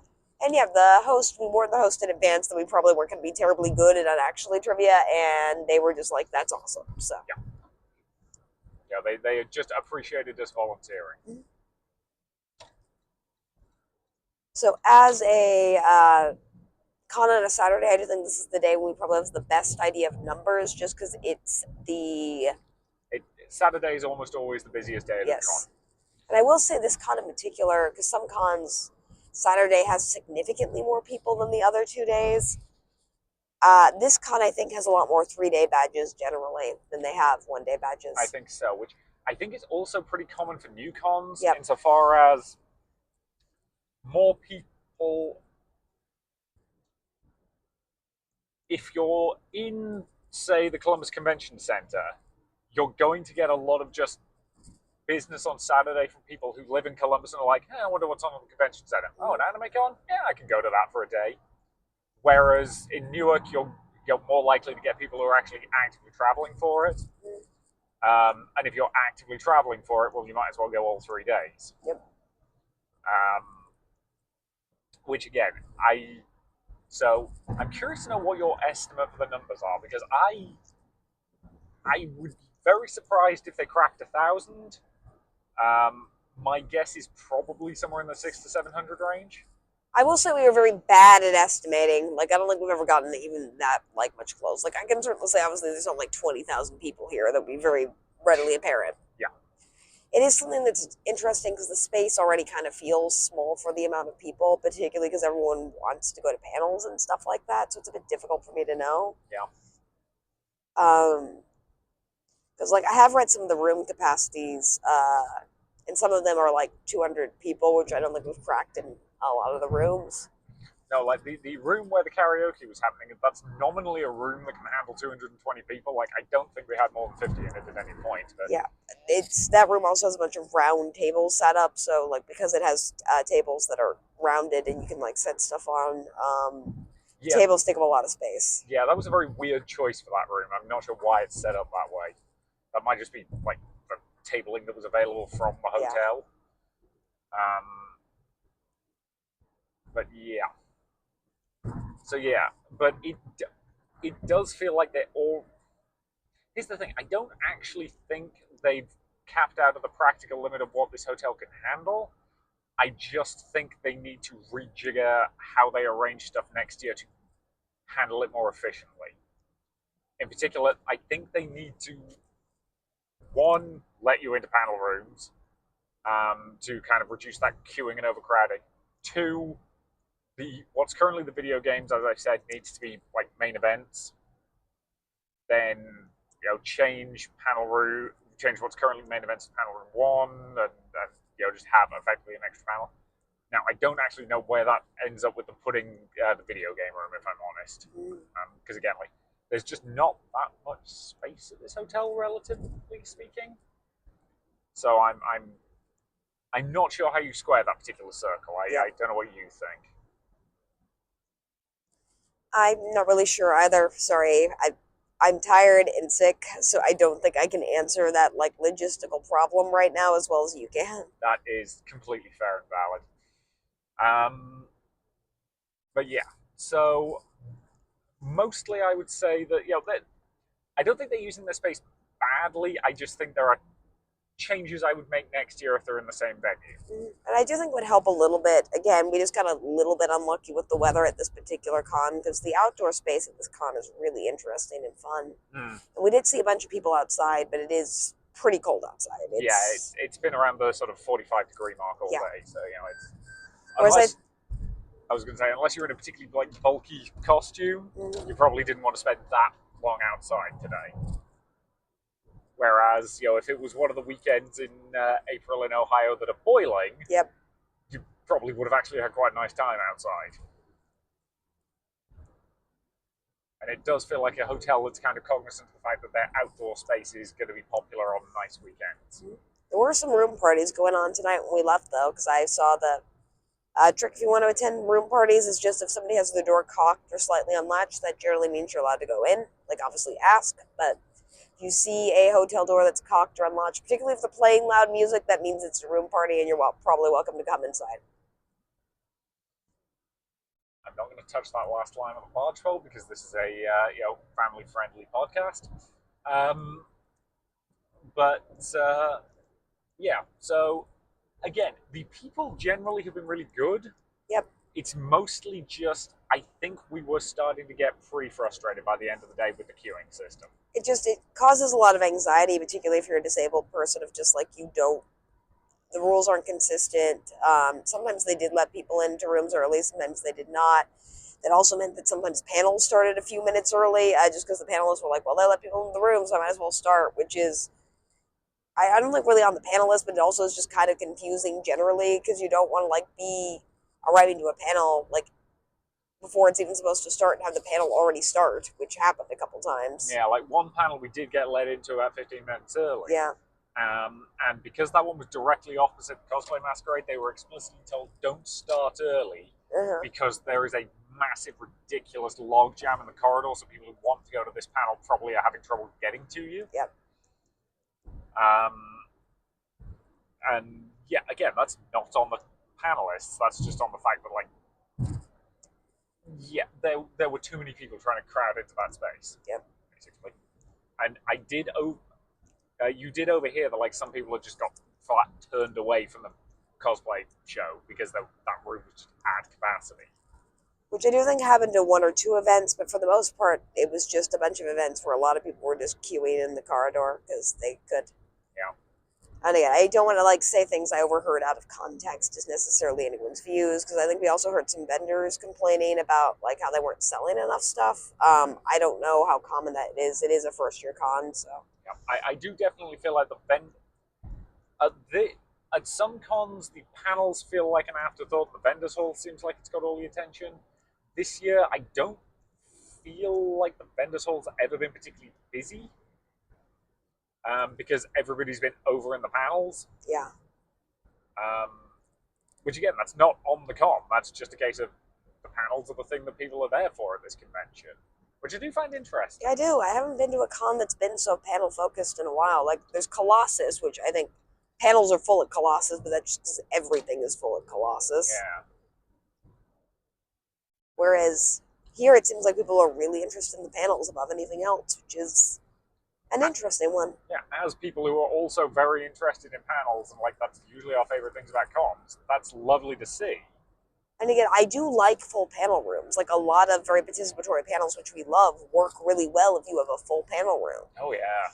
It's just you have to be able to get in and get people settled in those panel rooms so they're not anxious and fighting for spots, which I think you could see a little bit today. You could. People were lining up 30 minutes early for stuff that just... They shouldn't have had to. And yeah, particularly the karaoke panel that was transitioning into the video game trivia.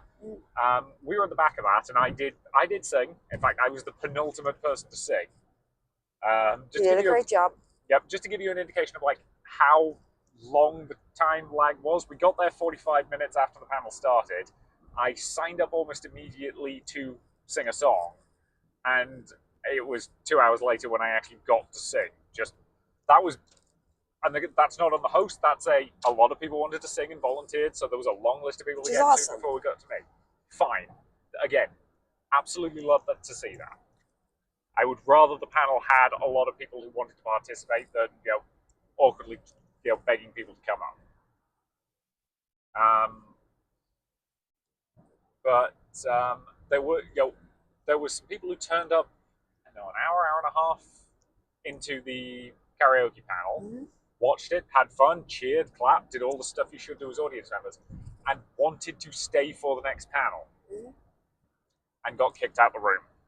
And that just sucks. It just does. Because it means you have to choose which panel you want to go to. You have to either go to that one or the other one because you can't. Yep. If the line's there and you have to have certain seats or even stuff like that, you basically have to say, well, I can't go to this thing. Then at a karaoke panel, because those people they weren't singing. They were just clapping and having fun. Yep. And like... And they were, like, again, after I sat down, they spent like a minute congratulating me and were like, hey, you did a great job. Which I appreciate. Like, it's nice to get that kind of feedback after you do something as... Karaoke can be intense, depending on what you're singing. Like, I deliberately went for a song that's in my range, but is also, like, quite an emotional, like, push for me. Yeah. And I had an absolute blast doing it. But you kind of want that feedback from the room after you do that, and those guys were really good at that. So I'm glad they came to the karaoke panel, and I feel crappy for them that they couldn't then go to the panel after it, because there was a giant line literally stretching around the room. Yeah. And for the record, we don't know like how full that room wound up being. We again decided to just kind of relax for 30 minutes before the Actually panel. Yep.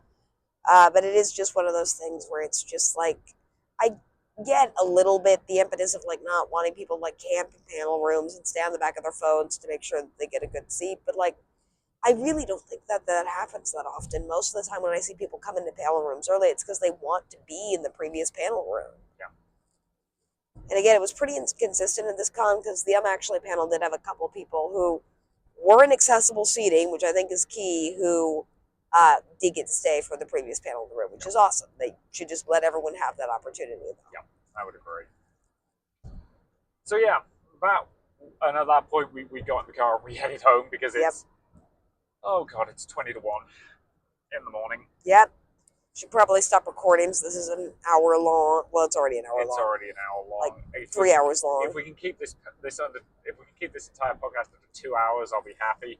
I don't think we're keeping 2 hours. We'll see. We should have a lot less to talk about tomorrow because, like, there's like one thing we want to go to. We're mostly just going to hang out with our friends who are only there on Sunday because they had children events. And I will say, given my cold, there's a slight possibility we might not even go tomorrow. Yeah, we'll see how we're feeling. Yeah. If we decide not to go back for day 3, just based on you being a little under the weather, we will record like a finale to this episode where we just give some final thoughts. And again, me not going, I want to emphasize, is not because I didn't like the con. It's mostly just I am sick, and you can kind of tell. Yeah. So. And tomorrow is a relatively light day. Yeah. Like they don't have a lot of programming on generally tomorrow. Yeah, it starts at 10. It ends at like 2, 3. So it would not be a long day generally. So we'll just kind of see how we feel. We'll play it by ear. So, yeah, that was day 2 of SekaiCon. Or SekaiCon, I don't really know. I'm sorry, we did not check this. We've heard different people pronounce it different ways. Yeah. So, thank you very much for listening, and we'll see you in part 3 of this particular podcast episode. To be continued. And welcome back to the 3rd part of this look at SekaiCon. Not the learning management system. Still not the learning management system. Still the first year convention in Newark, Ohio. Yes.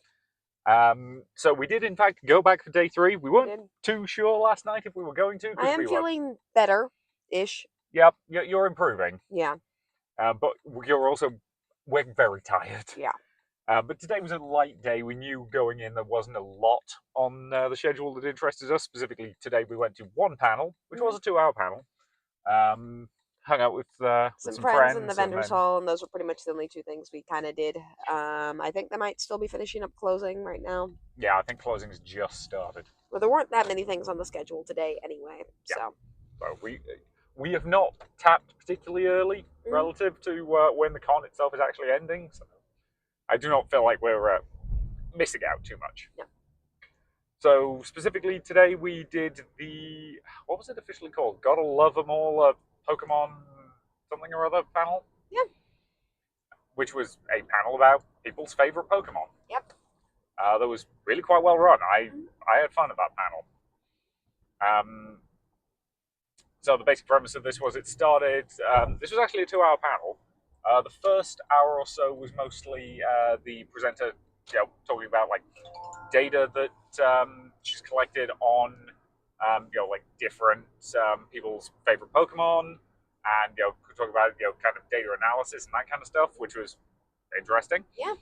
And then the last part of it was basically just getting everybody in the room to kind of like talk about their favorite Pokemon and tell Pokemon stories or like stuff about their relationships with Pokemon, which is some of my favorite type of paneling. Is just a group of people talking about like nerdy stuff you care about. Like I love panels that are like that, and this was a really good iteration of that panel. Pretty much everyone in the room. It was a 10 o'clock panel, and 10 o'clock on Sunday tends to be a pretty unpopular panel time because everybody's hotel checkout time and everyone's tired. Yeah, basically.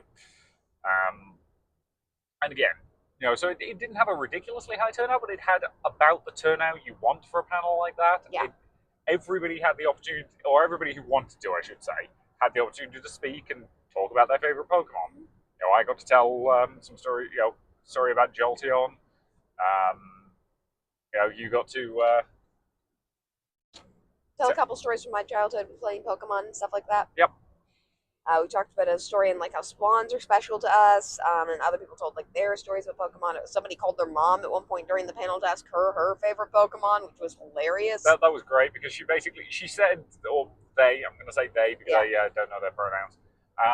They basically said, if you ask my mom, like I asked her when I was 8, and she said Geodude, and I asked her when I was 18, and she said Geodude. And I'm pretty sure if I asked her today when I'm 28, she'd still say Geodude. Mm-mm.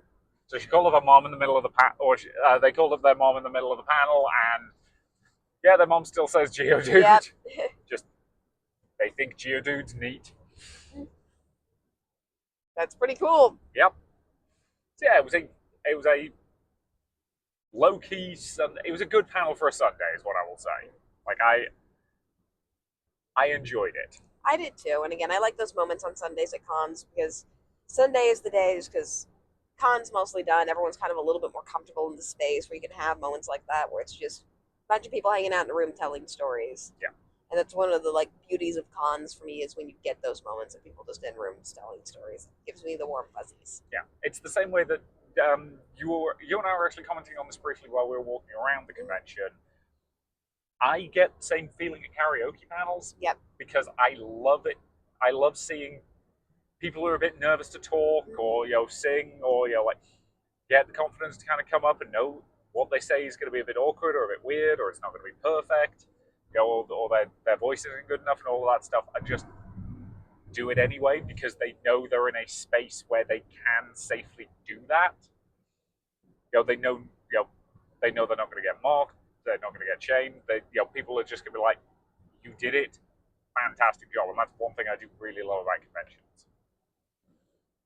And I think I get that feeling in karaoke panels. You were getting that a lot in that Pokemon panel, I felt. Yeah, again, it just gives me the warm fuzzies to see people talk about their favorite moments of Pokemon or just anything that matters to them, and just have storytelling hour, which is some of my favorite times at cons. Yeah. And they were also giving away a Pokemon at the end, not a real one, obviously, but It'd be a neat trick if they were. Yeah. A hunkin' big plushie. Yep. Which was just done by raffle. When you came into the room, you got a raffle ticket, raffled off a. I'd never seen that Pokemon before. Neither had I. Do not remember the name of what it was called. It was some kind of electric frog. Yeah. It doesn't really narrow it down that much, actually. No, it doesn't actually. But anyway. But no, it was a very cute panel. I had fun. And after that, we wandered over to the vendors hall to see a couple of our friends who were sort of running a stall for just one day. And at that point, it basically just catch up, chat, discuss other cons that we've been to recently, and just hang out with people we like. And again, we have mentioned in the past that like making friends at cons isn't the easiest thing in the world, but if you find people you click with, it can be, Yeah. It can work. And again, like, these are people we basically only do see at conventions, but we do keep in touch with each other and kind of say, hey, are you going to be at this particular one? And try and make some time to hang out if they're going to be.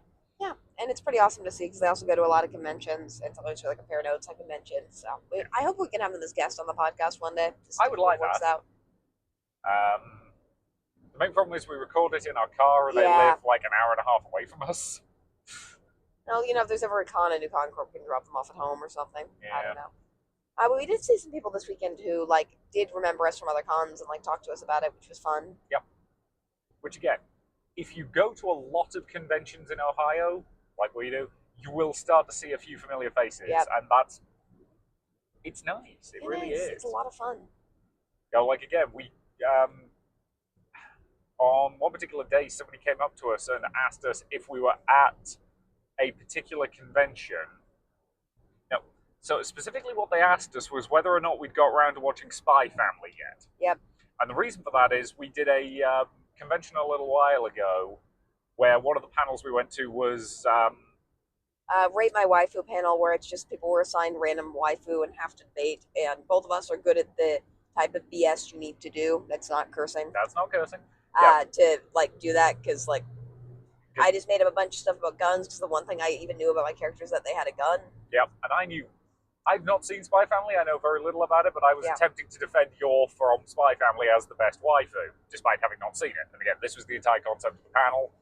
Because your waifu was randomly assigned to you, it could well be somebody you either disliked or just knew nothing about. But somebody remembered us doing that, even though it's been a couple months. Yeah, it was pretty awesome. And you get a nice warm fuzzy feeling when somebody comes up to you and is like, I remember you from that panel. You were really good in it.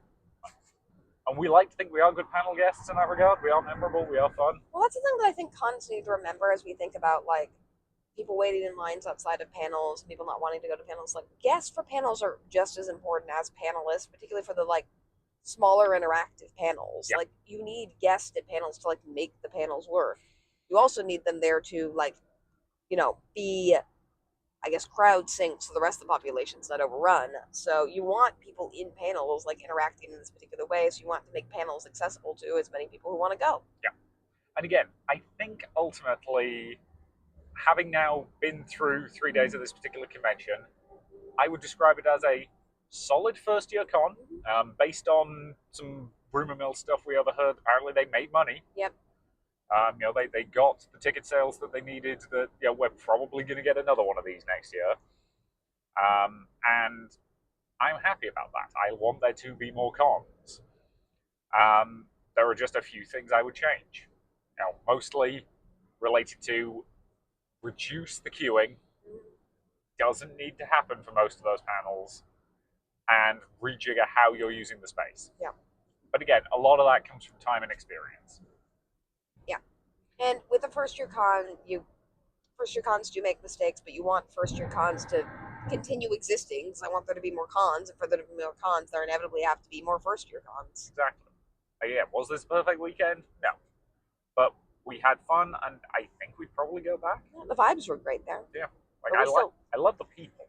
I love the people too. We still need to talk about other stuff before we can get to overall rating, though. Yes. The stuff we did not do is a segment that we generally do around this point. Yep. So things we did not do this weekend. Was there actually that much stuff we did not experience in some capacity? No, we went by the video game room. We pretty much never play in the video game room. Yep. And we went by the arcade, both of which seemed fine. It's just hard for us to review those things because we don't really do them. Check the website just to check. Obviously, the couple panels panels we didn't attend that I don't think, based on what I've heard, I think all of the panelists at this con were very good. Mm-hmm. I've not heard any complaints or anything like that. So I think the panels, once you got into them, went pretty well. It was just that getting into them that was a bit of a pain and a bit of a trick. Yeah. And generally, there was a couple programming panels we didn't go to.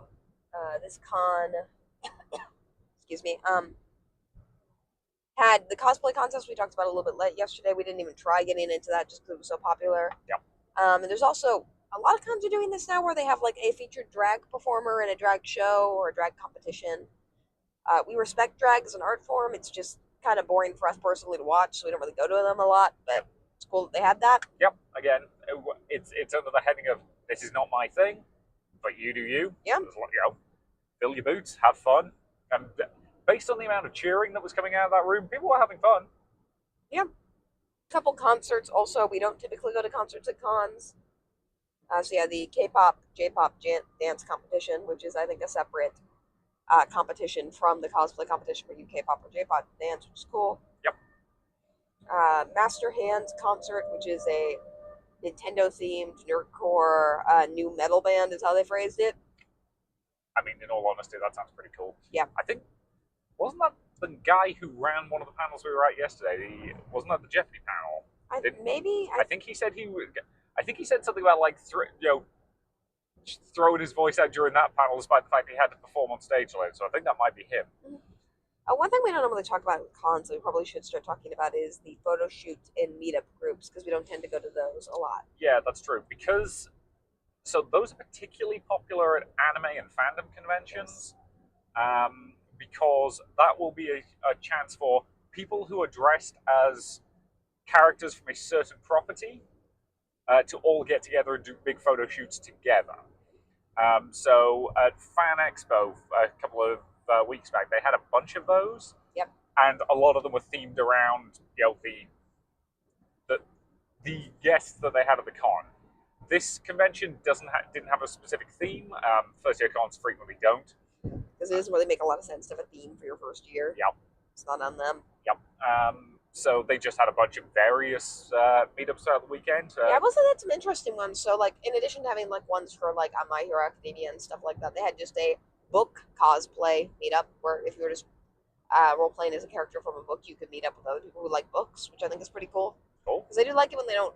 They have them for like just general like things as opposed to just specific mediums. Because it's also fun to like meet people from those other things. Yeah, I would agree.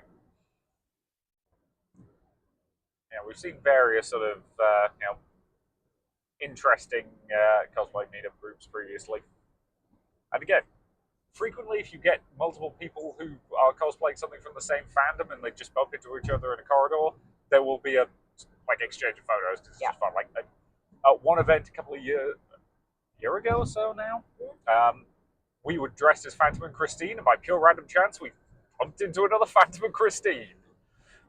So we got photos with them. They did the. Do you want to explain the ribbon game? Because this was a pretty big feature of this. How active the ribbon game ends up being varies a lot between con and con. Yeah. So there are particular ribbons that are given out at a lot of conventions. There's a particular style of them. You can get them online, and you can have all sorts of interesting designs and versions made. So with a lot of conventions, they will encourage panelists to create their own or provide them to them. And if you go to a panel, you'll get a ribbon, and they all He should not have changed lanes there. Maybe nice. And you will get people, so you can attach these ribbons to your badges. And they'll have things like some of them have your pronouns on them. Some of them have the ones we got today were all Pokemon deserve love or something like that. Yeah. And you can kind of rack them up and make long streams of them on your badge. Yeah, you can stick them on top of each other. You can just carry them around. Some con goers will bring them and they'll make you do either a silly quest to get the ribbon, or sometimes they'll just you can just trade ribbons with somebody else who has a ribbon. Some will just give them to you for free. Yep. It varies a lot. And you can, for this con, and I think a couple of the cons, you can just purchase them through the con website. You do have to order them ahead of time. Yeah. Generally. This says the order period closed March 7th. So. Yeah.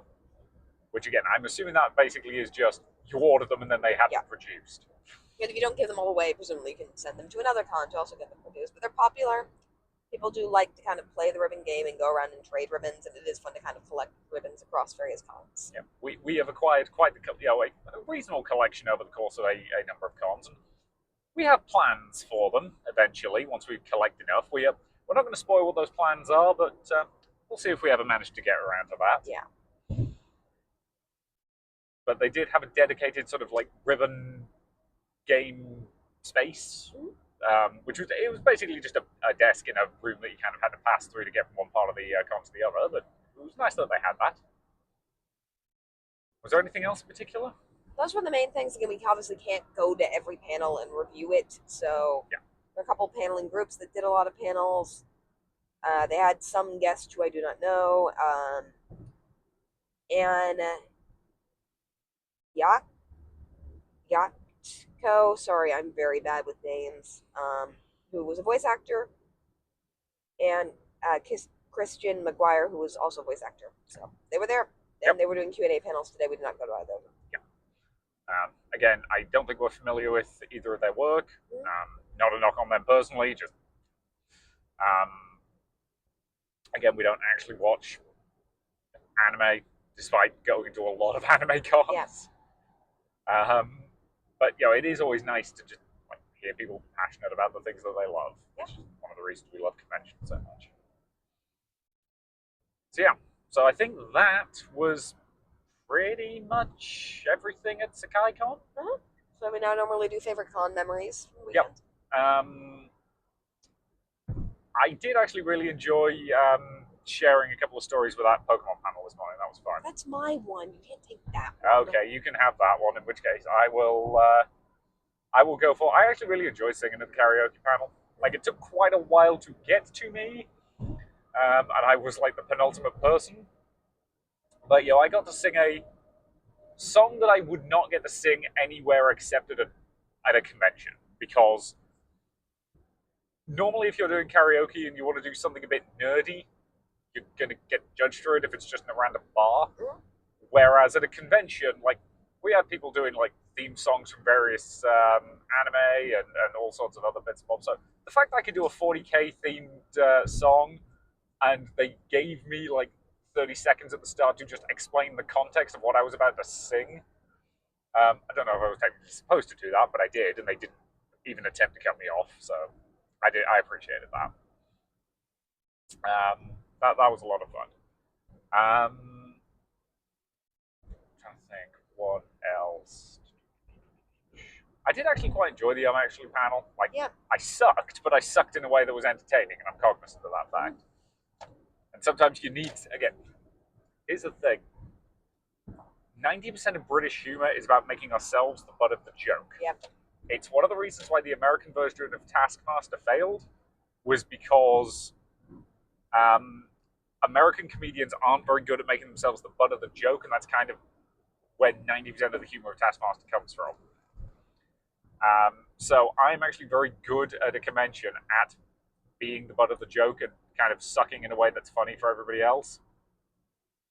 Let's face it, you made me perform WAP on stage at one con, and I got away with that because it was... I was not even the one who suggested WAP. That was not on me. But again, like, I made an idiot of myself in front of that entire panel, but that made everybody after me much more happy to participate and make idiots out of themselves, because they could see an entire room of people laughing at me in a way that I was perfectly fine and comfortable with. And everybody could tell that it was all in good fun and nobody was being malicious about it. And I know I am that kind of person in a panel, and sometimes that is the kind of person you need in a panel. So that was fun. What else? I did actually really quite enjoy the superhero RPG thing we did yesterday. Which again, like, that was a pure happy coincidence. It was just a case of, we've got a hole in our schedule and he does not have enough players. Let's give it a punt. Yeah, and it's kind of fun when you do an impulse thing like that at a con and it works out. Yeah. So yeah, I think those are my top 3. Okay. What about you? So I already talked about the Pokemon sharing panel this morning. I really enjoyed that. It was a lot of fun. I actually really enjoyed the Tales of GM or DM's panel on Friday. In part because I thought that, you know, the person who was hosting it was like really, they did a good job of both like bringing the humor into that room and like having a discussion and encouraging audience participation and stuff like that, which was pretty awesome. While also reminding you that you should probably not send photos of your genitalia to strangers on the internet.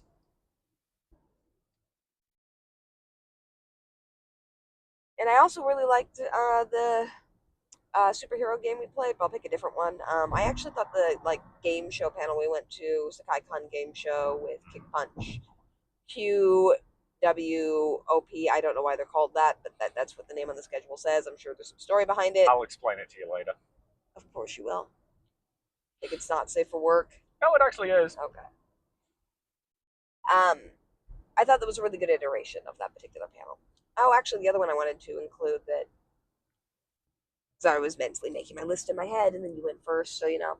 I actually did really enjoy people coming up to us and saying they saw us at other cons and like complimenting us on stuff we did at cons that were like months ago. That's pretty awesome. Yeah, like knowing you are memorable and like people liked you is something I do enjoy at cons. And again, like it's sweet to be remembered in that way. You know, especially if it's like, don't get me wrong, I love it when people come up to you and are like, oh, I saw your dress at such and such con, and you know it was really cool, and I remember that. That's nice. When they also come up to us like, yeah, I remember you doing, you know, being guests on that panel and absolutely killing it. It's like, thanks. Yeah. That actually means a lot to us. It does. Again, it's not that your fashion, you know, because again, we do make a lot of your costumes. Yeah. It's not that your fashion isn't something that I appreciate the fact that I remember, but for the record, I really appreciate that, by the way. Yeah, I know you do. Whereas, like, I appreciate the fact that I've had a couple of people in the past tell me that they didn't really get our relationship until they saw us at a convention together, and then they're like, "Oh, okay, that's why they work." Yep. And it's nice to know that other people see that too. It was interesting, like, because we told the story about our relationship at the Pokemon panel, and that this was at the end when everyone had already shared their favorite Pokemon. It kind of devolved for a few minutes into people just like talking about relationships and how sometimes they don't really make sense from the outside, but like once you see two people together, they do make sense. Mm-hmm. And that was pretty cool. It was. I keep telling you can do better than me. No, I can't. Shut up. So, ultimately, the big question that we always ask at the end is, will we go back next year? Next year, I think definitely. I am still a little bit concerned about growth because, as we were talking about a little bit last night, panels seem to be really popular at this con, which is good. I like having panel rooms that are filled with people who want to be doing panels. That's awesome. I love cons that have that. But that does mean that, like, the congested hallway is an issue. Yeah. And I think they're aware that it's an issue, but I don't know if they have a plan for, like, solving it. Yeah. Even though I do think a lot of it could be solved by just letting people go in and out of rooms when they want to go in and out of rooms. Yeah. Like, if you're not doing, like, setup that requires moving tables or chairs, just let people in rooms during setup. Yeah. And I say this again as somebody who's hosted panels before. Like, if we're just plugging in a laptop, we don't need you to, like, hold people outside the door while we do that. Yeah. Like, again, there have been, sometimes if you're doing, you know, like a quiz panel, you might be like, okay, everybody look away from the screen for a second in case what's on, you know, because I don't want to show you the answers to the quiz by accident. Like, everybody who's actually looking to enjoy that panel will look away at that point if you ask them to. Like, people are not, people are there to have a good time, and they know that cooperating with, you know, minor requests like that will let them have a better time. So yeah, I think that's our big feedback. We'll almost, you know, if it's in the same location next year, we're definitely, I think, would say would be going back. And yeah, and we'll see if they learn from. Yeah, again, I want to stipulate this was a mostly well-run convention with a few niggly little things and one particular big issue. Yeah, and I do think they put a lot of thought into a lot of things at this con, and it shows. And I do think the queuing system they came up with shows that they put at least some thought into it, because they put like lines going different directions, and they did try to cut it down on hallway congestion across the weekend. But I do think they were kind of learning on the fly, because sometimes they would let panels in early. Sometimes they wouldn't let panels in early. And I think they hopefully learned a lot this year about like how to manage that. Yeah, I would agree. Again, it's basically in the world of, I hope to see that particular negative aspect improve significantly next year, and if it does, I think they'll be well placed to be a pretty solid convention going forward. Again, other than that, the niggles we have are all pretty minor stuff.